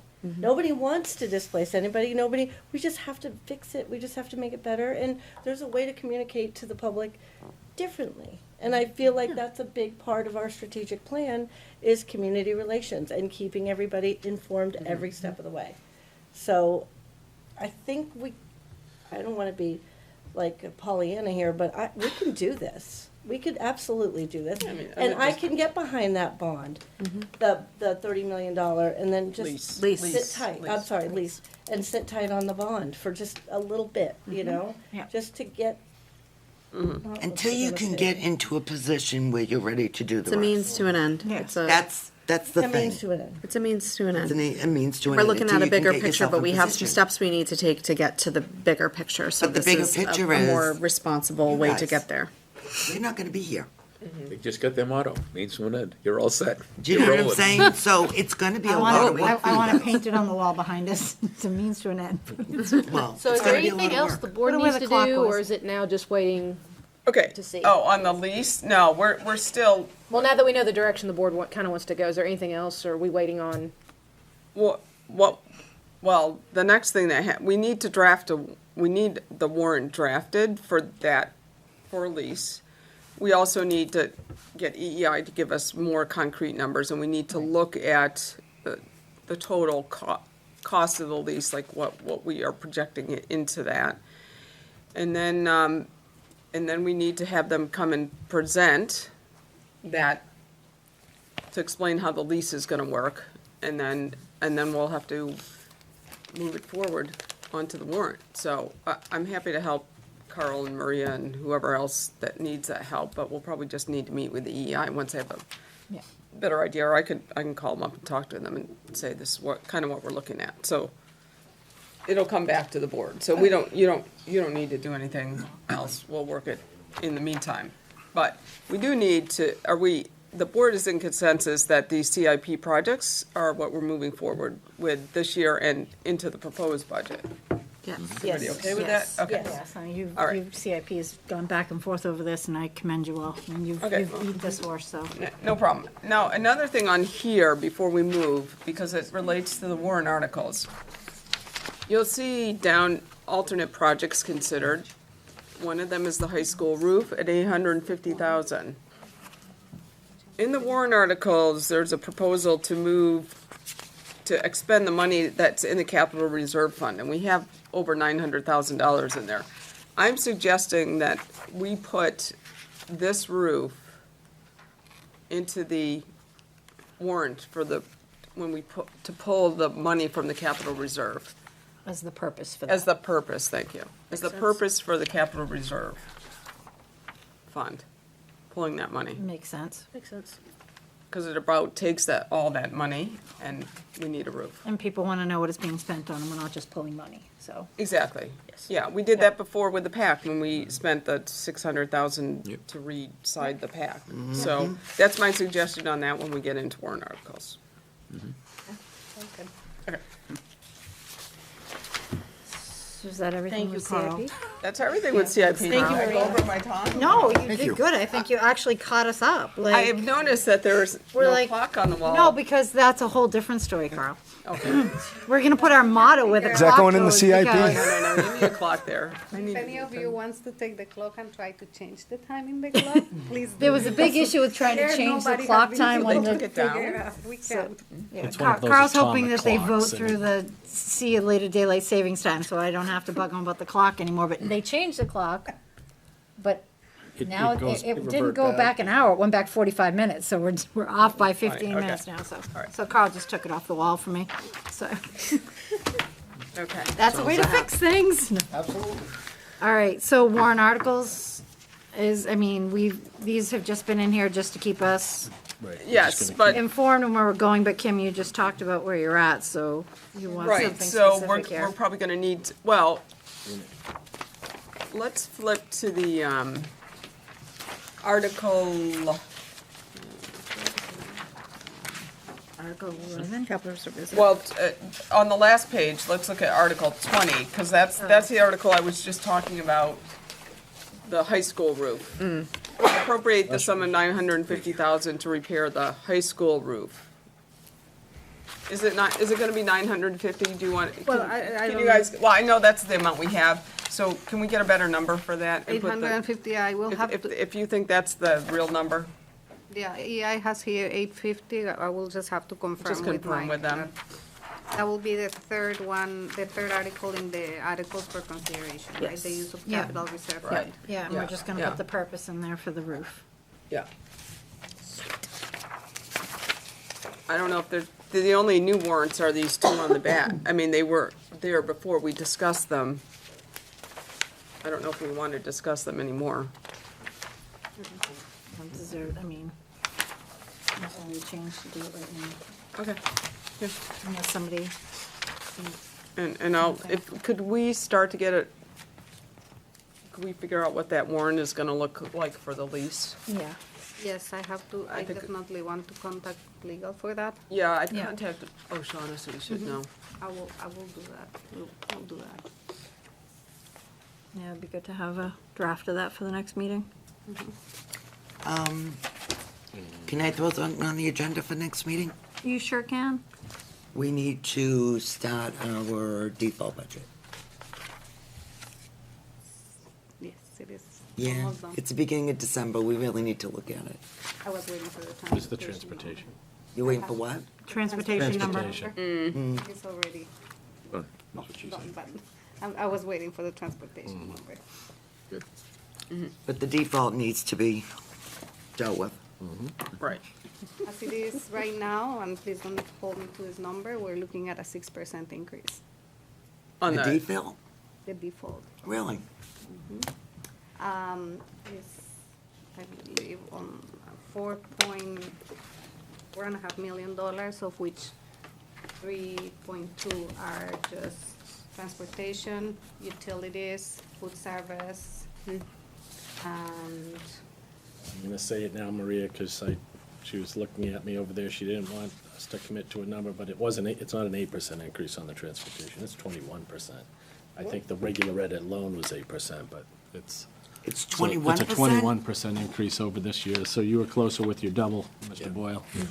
I thought it was kind of low, saying, are these Yeah, guys doing no, this? that was just one of the, I think it was just the regular ed might have been. Sorry, 8%, Sheila. so so That's my bad, as I yeah, said, it's this isn't 21% final, overall. but we're looking at about $4.6 million increase. That's a 6% increase from last year for the default budget.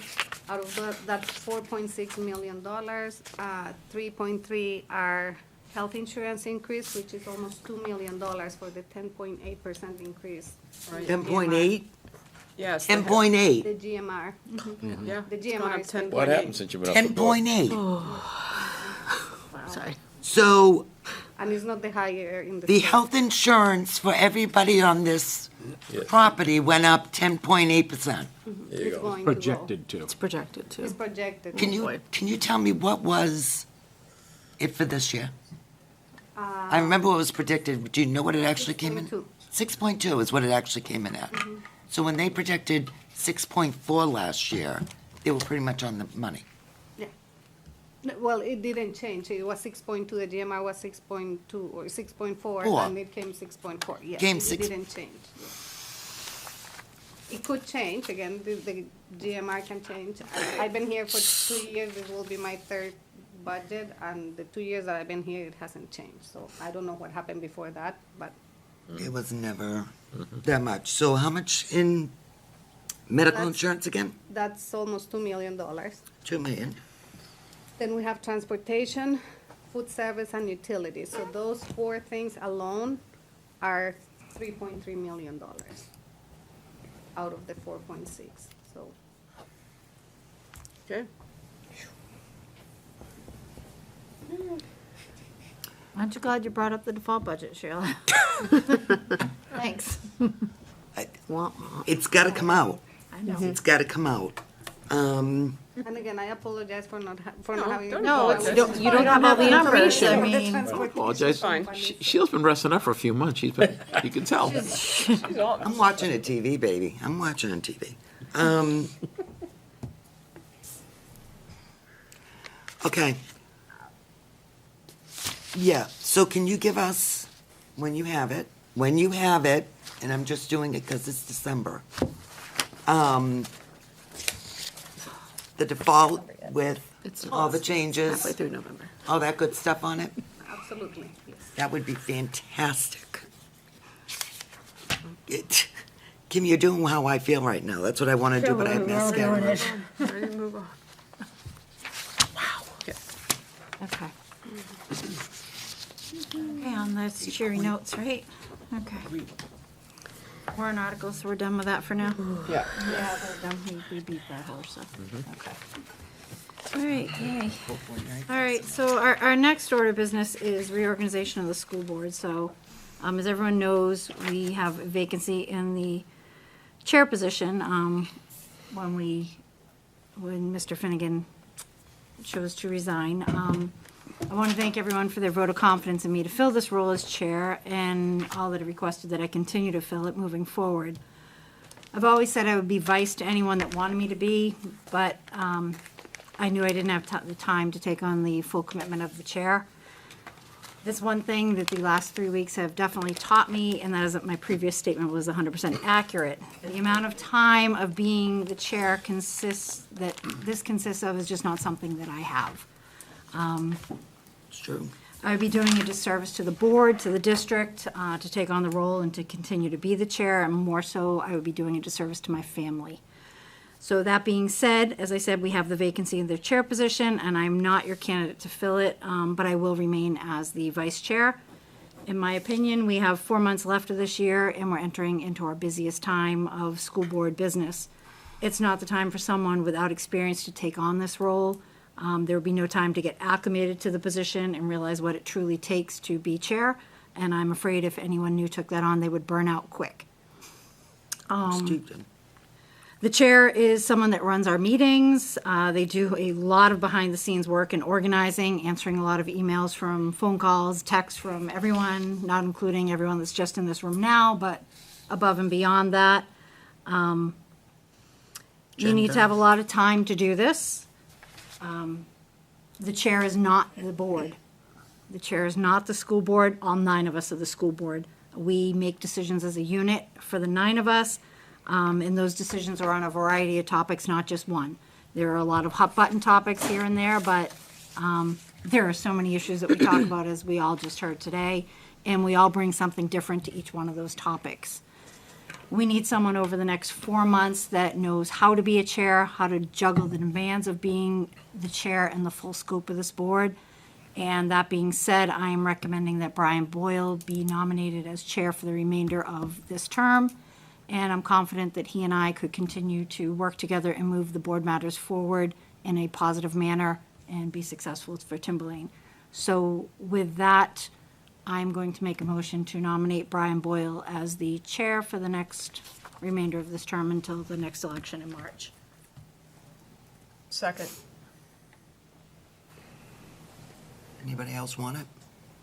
Because no way. Kim? Other Kim McCormick, do you want it? No. Oh, okay. No, I'm just trying to figure out if anybody else wants Matt, it. you want it? Sure. Matt, sure. I don't want We're it. gonna pull you from It's class. kind of like a it's hot fine. potato. We're kind of like tossing it all around, so. Probably do an ELO. Sure you could. I mean, if there's any discussion on it, or if somebody else wants to make another nomination, you're more than welcome to have the discussion, make another nomination. That's just my, I'm kind of chuckling because it's almost like when they say, does anybody want to volunteer? And the rest of us step back one. yeah, well, it's, you know. Sorry, Well, Brian, first of but all, in terms of what do you discussion, thank you for everything that you've done in the last couple of weeks for the community and for all of us in the board, especially a lot of us new members. We appreciate you. Thank you. think? It's a hard job. And so I guess my question to Mr. Boyle would be, do you feel up to this challenge? And how do you feel about being nominated? I'll be honest with you, it's, because it's just a short term, and I've been there, been the SAU chair. I'm willing to do it, and wasn't something when I came back that I even thought was even in the cards, quite frankly. That's why I'm asking the question. Yeah, but yes, I'd be happy to serve as your chair, yes. With the understanding that we're all here to support you also, you know, Oh, 'cause- you will be here to Great. support me. No, Oh, of no. course. No. No, of course. But what I'm saying is, Yeah, you know, this I is- don't want the burnt out feeling to happen to any chair. I feel like, you know, we are, That's what, yeah. You know? That's what happens. Haven't I know. been there. Hey, you- Carl you- got the clock fixed. Haven't been there, though, Sean, you have to, you clearly have to rely on other board members quite frequently.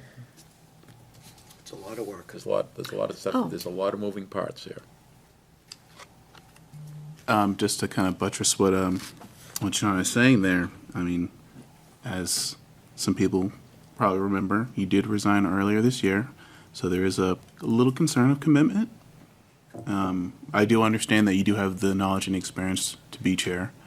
So that's kind of the reserve that I have. I obviously was elected after you were resigned, and you know, obviously the circumstances, you know, rare as they are, they brought you back, and now we're in this situation where we have to, you know, make a tough decision. to appoint you as chair possibly. So I just hope that you're definitely prepared to lead this board, accordingly, and I hope you do the best job possible. Well, I am prepared, but when I did not finish my 3-year term, I also did it in such a fashion that I finished that year. So the voters of Atkinson got to put who in whatever they wanted to do. So I don't think I left the Timberlane School District hanging by or the town of Atkinson. Nor would I ever do that. So I wouldn't be here if I didn't believe I could do things. And I think I've served in different capacities, the community. And to me, I agree with Kristen's analysis that because myself, Sheila, Kim, the odds of us being here in April are slim to none. Oh, they're none. Okay. They're none. So, any rate, but I think it's somebody next year should be ready to step up. And Yeah, somebody. And you don't want to. I don't think. Well, in my opinion, you don't want to try that right now. No. But. And to be clear, you don't want me as chair. You don't want me as chair. I have said that for 3.5 years. You do not want me as chair. Because I don't have a filter. And Brian's got a great filter. Kim's got the best filter. Kristen's got an awesome filter. I have no filter. So, he's really it. And I will just piggyback on that. I mean, clearly I've served with Brian for my entire tenure here, but for a couple of months. Yep. And the one person, no offense to everybody else, but the one person I could always count on to be there when I needed somebody to fill a vacancy or help out or do whatever was Brian. Brian was always the first person to step up, volunteer, be available, or if I had a question, pick up the phone and call and talk to. If I need and get coverage the for a safety information, meeting so- because you were going to be by yourself, I call Brian. Yep, I Right, can go. and that's the thing. So he's reliable, he's knowledgeable, he knows every aspect of this board in this district, in and out. And it's a matter of taking on this position for 4 months at this time of the year for anyone that has not sat in the position is just not there. Could I do it? Yes. Time-wise, no. I have a son coming home from college that I want to spend some time with, and I don't want to be worried that I'm spending time with him and my phone's ringing every 2 seconds. And Brian, too bad for his family. No, I'm kidding. Love you, Sharon. But, it's just a matter of, with my own business and whatnot, I don't have the time, and I'm not saying Brian does, but Brian has a better way of managing it and being there. And I know Brian and I can work together. We don't always agree, but we've always been able to work together respectfully, even when we don't. So that's why I'm making the recommendation, and I made the motion I did. All right, so we call the question. If nobody else has further discussion, yeah, we'll call the question on that one. So all those in favor of Brian? 1, 2, 3, 4, 5, 6. Opposed? 1 abstaining. Go for yourself. 1. 611, Brian. Thank you. All righty. It's yours. No, I'm going to let you finish up. Want me to finish? Absolutely. I'll You're doing a finish it great up. job. Thanks, Burke. And you're It's sitting like right- a hot See, potato. that sitting in the teamwork, right just place. like that, it already dumped it right back onto me. Thanks a lot, buddy. That's good. Um, To delegate. Committee I will just say, we do have the committee assignments. We had talked about, because things were already in session, not adding anyone to any of the personnel committees, because they're already well into negotiations. Sheila, you're now here. I don't know if there's anyone that wants to look at Kristen, this. I'm good. I thought you might be.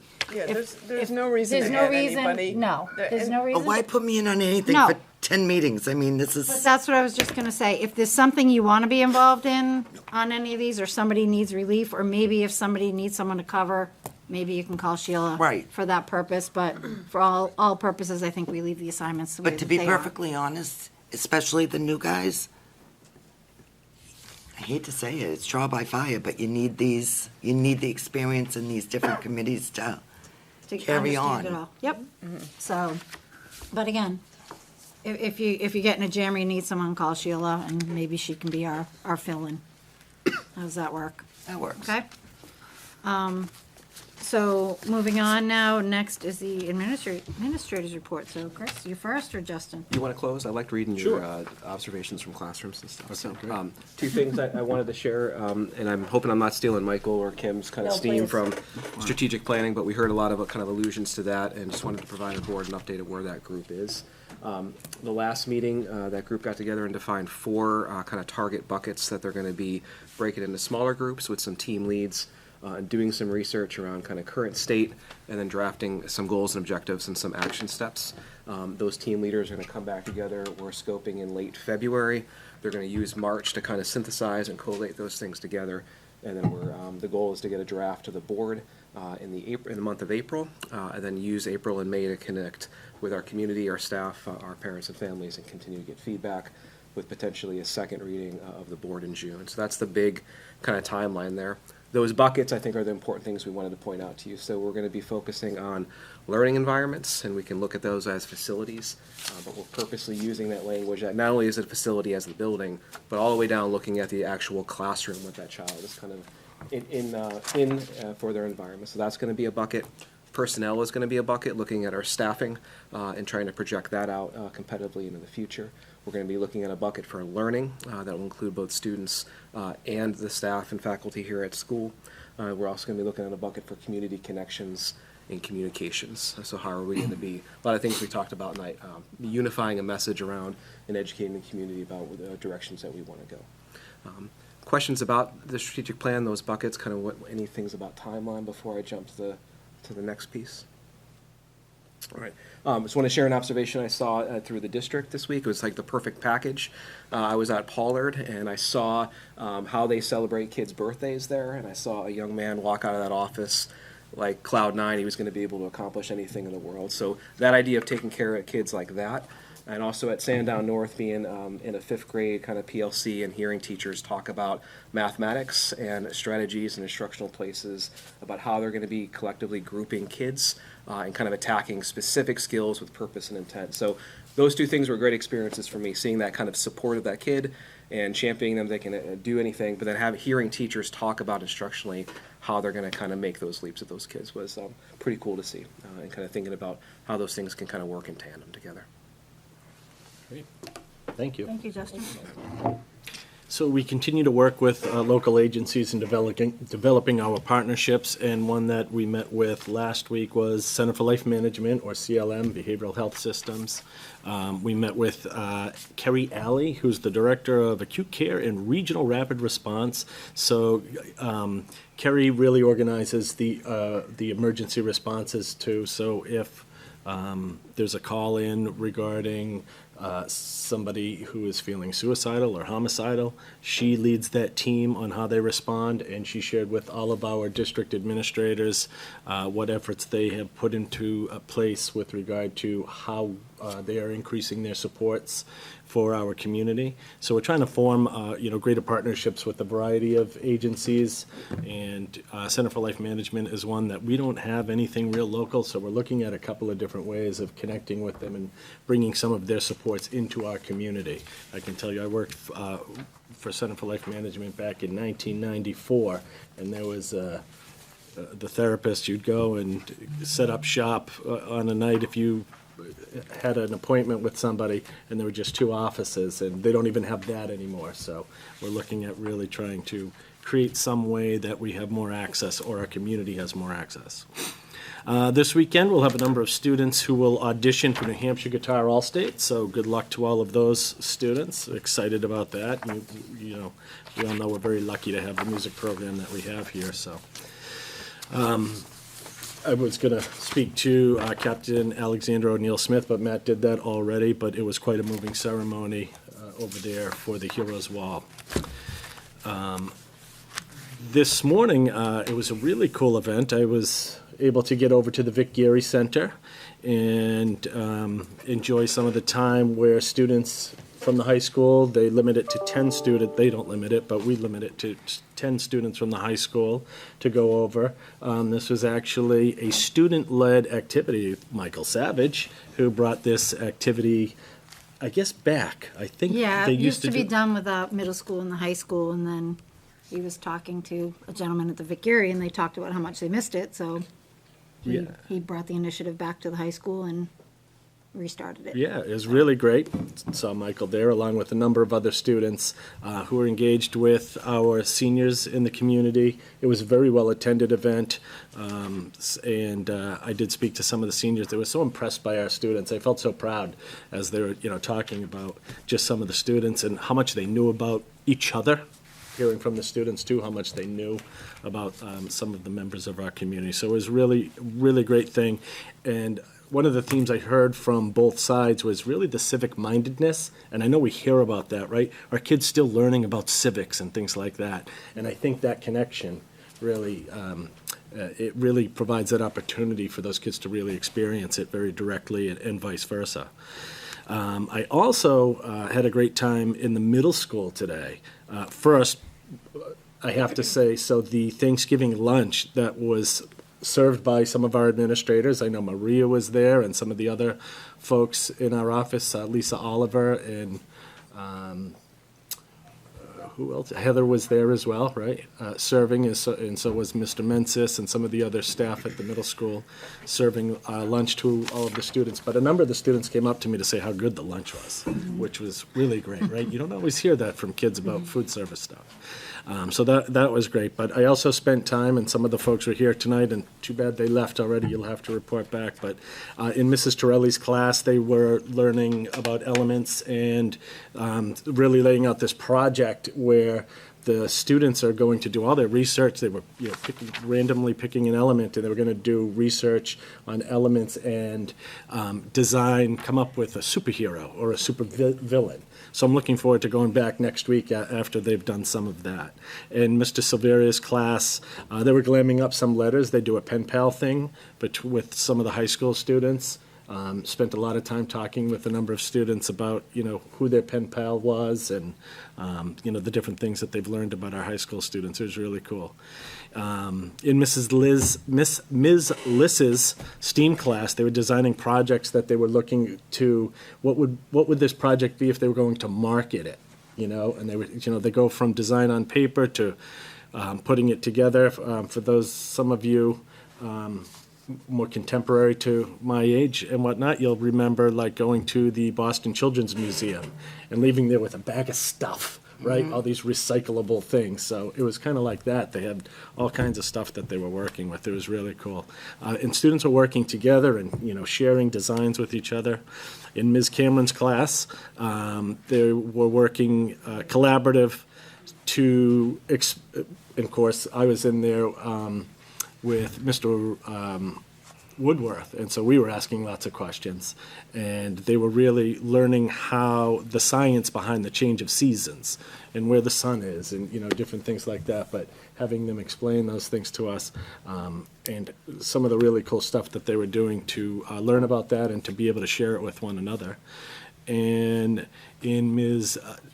Denisko's class, they were working, again, it was a similar science activity, and they were working really more competitively and learning and sharing information with one another. They were competing two teams and doing different things. But one of the things that resonated with me, I know I've heard more recently people get worried about, is learning still fun?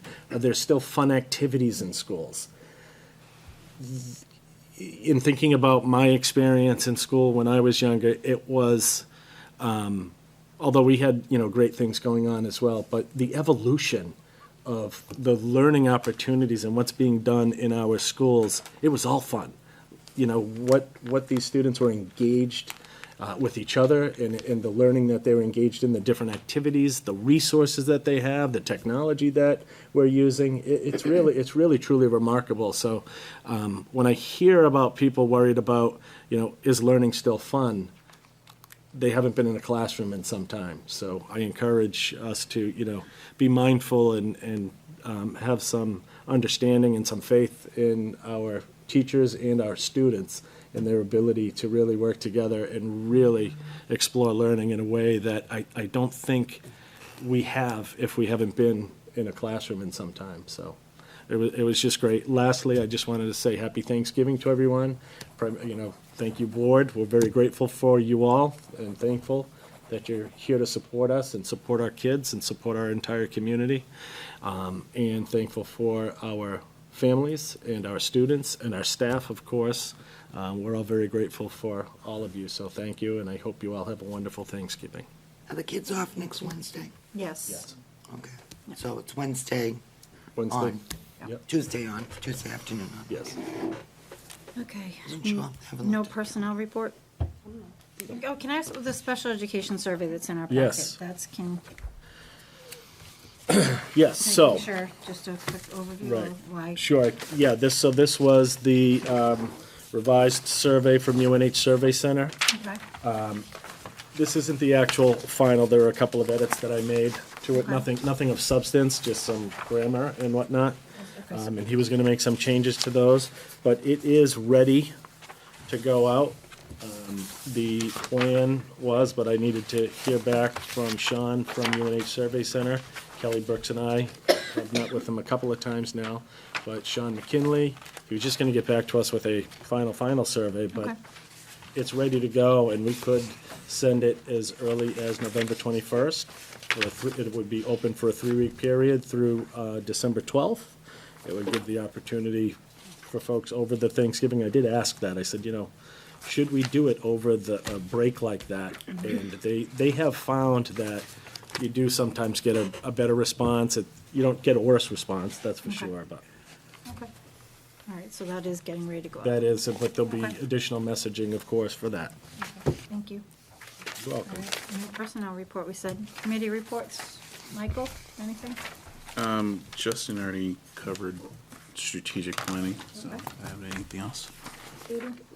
Safety committee, we met a couple weeks ago, and the first phase of our safety training has been complete, and we're moving on to other things, so we don't meet again until I think January, is that right? Yeah. Yeah, so that is it. Okay. Shauna? Policy committee is meeting December 1st, and wellness committee is not meeting until January. Okay. Kim?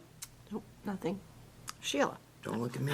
Brian? Yeah, I think we have the big news of the night, that we have come to terms with our administrators. So we have a agreement with the administrative union. And I think that's been a long time coming, it's been a few years. And I'm kind of happy to hear that the other unions present tonight want to go back to the table, because the Timberlane School Board has never left the table. So we would welcome the other unions to come back to the table, and whenever you guys want to talk, you have your, as they say, have your people get in touch with our people, and let's make it happen. There you go. So the administrators got a contract. Yeah, well, the The- voters have to ratified it. ratify it. Well, I We're in understand agreement. that, but There you're there in is something agreement. that's gonna be put on the, that Yes, we we're in we agreement. haven't approved. That's been a something long to put on time the coming. warrant I'm article. Long time thrilled. coming. That's good. So, yep, so. So that will need to come to the board. At some point for us to review, so that we can then vote for the warrant. Right. And congratulations, that's good to have that taken care of. The correspondence folder. Nothing, vendor payroll, nothing. Other business, I'm just, Can, yep. can I ask a question on this December 15th meeting? That school board meeting is starting at 6 o'clock? Why is that? Do you want, because, Oh, yeah, you missed it from the last meeting, yeah. Coming. So Department of we're Education's starting our coming down. meeting, but I thought he was coming to talk to the budget committee. it's a joint, It's Joint a meeting. joint because both board members and budget committee members have the same question about the voucher program. So at the beginning was going to be on the joint budget committee meeting that they invited the school board, which was December 8th. The commissioner is not available that day. The only day in December that he's available is December 15th, which is So a we school merged them. board meeting. So the what time budget- is he gonna be here? 7. So that's what we talked about, starting. I'll leave it to Brian, but Brian can look at his agenda There you and, go. and see, I mean, there might not be a need, we just kind of tentatively put 6 o'clock, because if there's a big agenda, and we don't want, we might start and then. So it's gonna be the meeting first, No. the It's coming combined at meeting 7. first. Yes, we might, yes. That's what we're talking about. We're looking, tentatively, we said keep it open at 6 in case we wanted to start early and start before he came. It's just gonna depend on what the agenda looks like, depending he's on where coming we're at at with 7? everything. Mhm. So Yes. if there's a reason Okay. to go, to not do 6 o'clock, we can How talk long with is the it. commissioner scheduled to present or do whatever? We have no idea. Is he No. presenting? He was called to talk about the voucher program. That's what I reached out to the Department of Education for, because that's the question that both the school board and the budget committee had. So I reached out to the Department of Education, and he offered to come himself to explain the voucher program to us. Okay. It's not that lengthy of a topic to discuss, quite frankly. I sent out an email asking if anybody had any questions. Nothing specific's come back Nothing yet. specific had come out. So if anyone has any specific questions, get Please them to send Maria, to me please, so so she I I can. thought he was coming at 6 and then our meeting started at No, 7. we just didn't know, we didn't know what else was gonna be happening, so we wanted to have people tentatively plan on 6 o'clock if needed. If we don't need that, we'll start at 7 with him and then move forward. Okay, so this is a regular school board meeting. The budget committee is just happening to be there? Is that what's going on? Or is this the It's the joint meeting? joint This is meeting. the That's what I'm joint saying. When is it For the meeting? budget. Because- This is a joint meeting. So, Yeah, right, well, Well, we have not had a joint meeting with the budget committee, I don't think, since I've been on here. No. So Right. what is the purpose? Why are we doing a joint meeting with the they've budget asked committee? for one. They've asked for one. the budget committee asked to have a joint meeting so you guys can discuss So if things there's that any you need to questions, we discuss and just- just to come to the That's fine. table. I mean, like I have always expressed to you guys, I personally feel like I'm always between the two of you, which I There might be appreciate things both better groups. resolved to have us all in I- one room at the same time. But it's just helpful that we all discuss the same things. For example, the voucher program. So I get tons of questions from this side. I get tons of, okay, let me bring you, I don't know the voucher program. I have read about it. I reach out to the DOE that explain it to me. I explain it to you how they explain it to me. But the questions were still coming. So I'm like, okay, let me bring somebody that can explain to you. So it's nothing else than, I believe that's what the budget committee wants to do, is just to sit down together and discuss anything that you guys need me to discuss. So for example, that list, is that something that you guys want to discuss then? I don't know. Yeah. I don't know if the chair or the Might wanna vice chair talk wants about to Carl's, reach out. the positions and why we put the them in budget there, to committee. things like that, Alright. but. When are you giving the proposed budget to the budget committee? Before our next meeting. The 29th is So- our next meeting. So we will, you'll give us the proposed budget at our next meeting? On the 1st? Yeah, depending how Okay, that meeting okay. goes, if it's that something just that trying the to- budget committee, that the Trying to budget figure out committee the- approves and they all are okay with it, or if they have any, obviously they're probably gonna have changes or things that they wanna look at. Okay. It's the first pass, so. All right, okay, so at our December 1st meeting, we're gonna be looking at both the proposed budget and the default budget. Yes. Yes. Okay, just trying to fine. figure out what's It's gonna the be on the first pass agenda. of the. Yep. So you didn't need a little bit of time for that, Brian, on the agenda. You think so? Just for you? I think. Brian, we have a meeting Tuesday at 2 to go over the agenda and set it for next, just to let you know. All right, If that doesn't so- work, we'll I might reset be it out with sick you. that day, just so you know. Which, I shouldn't say that. We tried really hard, Maria, not be hard on you. Not sure what we want to start. well, I know, I because, don't I wanna know. be sick, really. I have no interest in listening to the commissioner. I'll second that motion. I am saying it publicly, I am saying it publicly. I would agree with you. I, So, yeah. okay. Seeing that I'm not gonna be here next year, Was that night? Jill can say whatever she wants. Go ahead. no, what I'm saying is I'm not gonna be here next year to worry about vouchers or any of that crap. So, Okay. Moving on. All right. Is there any other business? Well, we do need a non-public. We are going, yes, we're update. doing that. I'm getting there. I'm getting there. Okay. I do just want to, I'm going to piggyback on Matt's comments. Just as he said, tomorrow night, we're hosting the semifinal football game. I do want to give a shout out to the football team and the coaching staff. Anyone that wasn't at the game, and so you know that you can do this for this game as well, they are available on YouTube. On Friday Night Lights comes down here, and they're available. So if you can't make it to the game and you want to watch it, there should be links probably all over our social media, and I'm assuming we put the FNL link up so people can watch it. It's a free service. Do not pay. Right. They're scamming, putting things out there. We don't require you to pay for. Well, there are some some playoff games that do that, but for this, it's Friday Night Lights. It will be posted, but I just want to recap real quick because I was out of state and I happened to come back to my hotel room last Saturday and I said, oh, the game's on. So I flipped it on. We were down by 2 touchdowns with just going into the last quarter. They came back and they tied it up with 38 seconds. They didn't tie it up. They scored their second touchdown to get 1 point away with 38 seconds left in the game.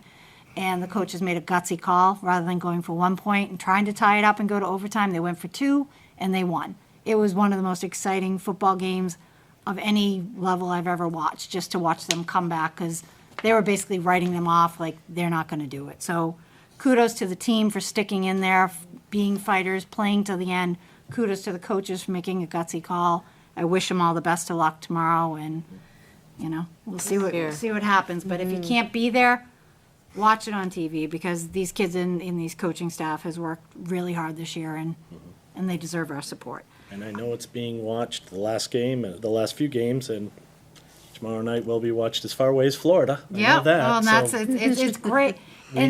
we have former students watching it probably all around the country at this point. The one good thing I can say about COVID is it brought so much technology to the local sport so that grandparents can watch, alumni watches, and they can see games like this and be a part of it. And everyone is proud of our Timberlane community. Yes. And that's something for all of us to be proud of here as well. So good luck to the football team. Happy Thanksgiving to everybody.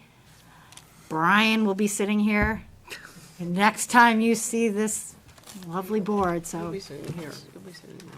whatever. I'll be sitting here. Brian will be sitting there. So there you go. So thank you, everyone. We're going, non-public. Yes. We do need a motion to go into non-public. So who wants to make Under that? what? What do you want to go, I want to go in under L. You want, What do you want to go in under? what are we A and going C? in under here? What are we going in under? I'm trying to remember. Personnel. Down. Oh, C. C, C. Kim wants to go L. under Oh, L. we can go in under C and then go. Yeah, okay. Okay. So can I have a motion to go into non-public? I'll make a motion to go into non-public under 91A:3, paragraph 2C. Second. I know. Motion by Kim, second by Shauna. Linda, you have to do an individual roll Thank call you. to go in. Nice to Brian meet you. Boyle? Brian, yes. Yes. Non-public, Brian? Lyles? Yes. Kim McCormick? Yes. Kristen Savage? Yes. Kim Farah? Yes. Shauna Manthorn? Yes. Katie Newton? Yes. Michael Boucher? Yes. I will. Thank you all. Have a good night.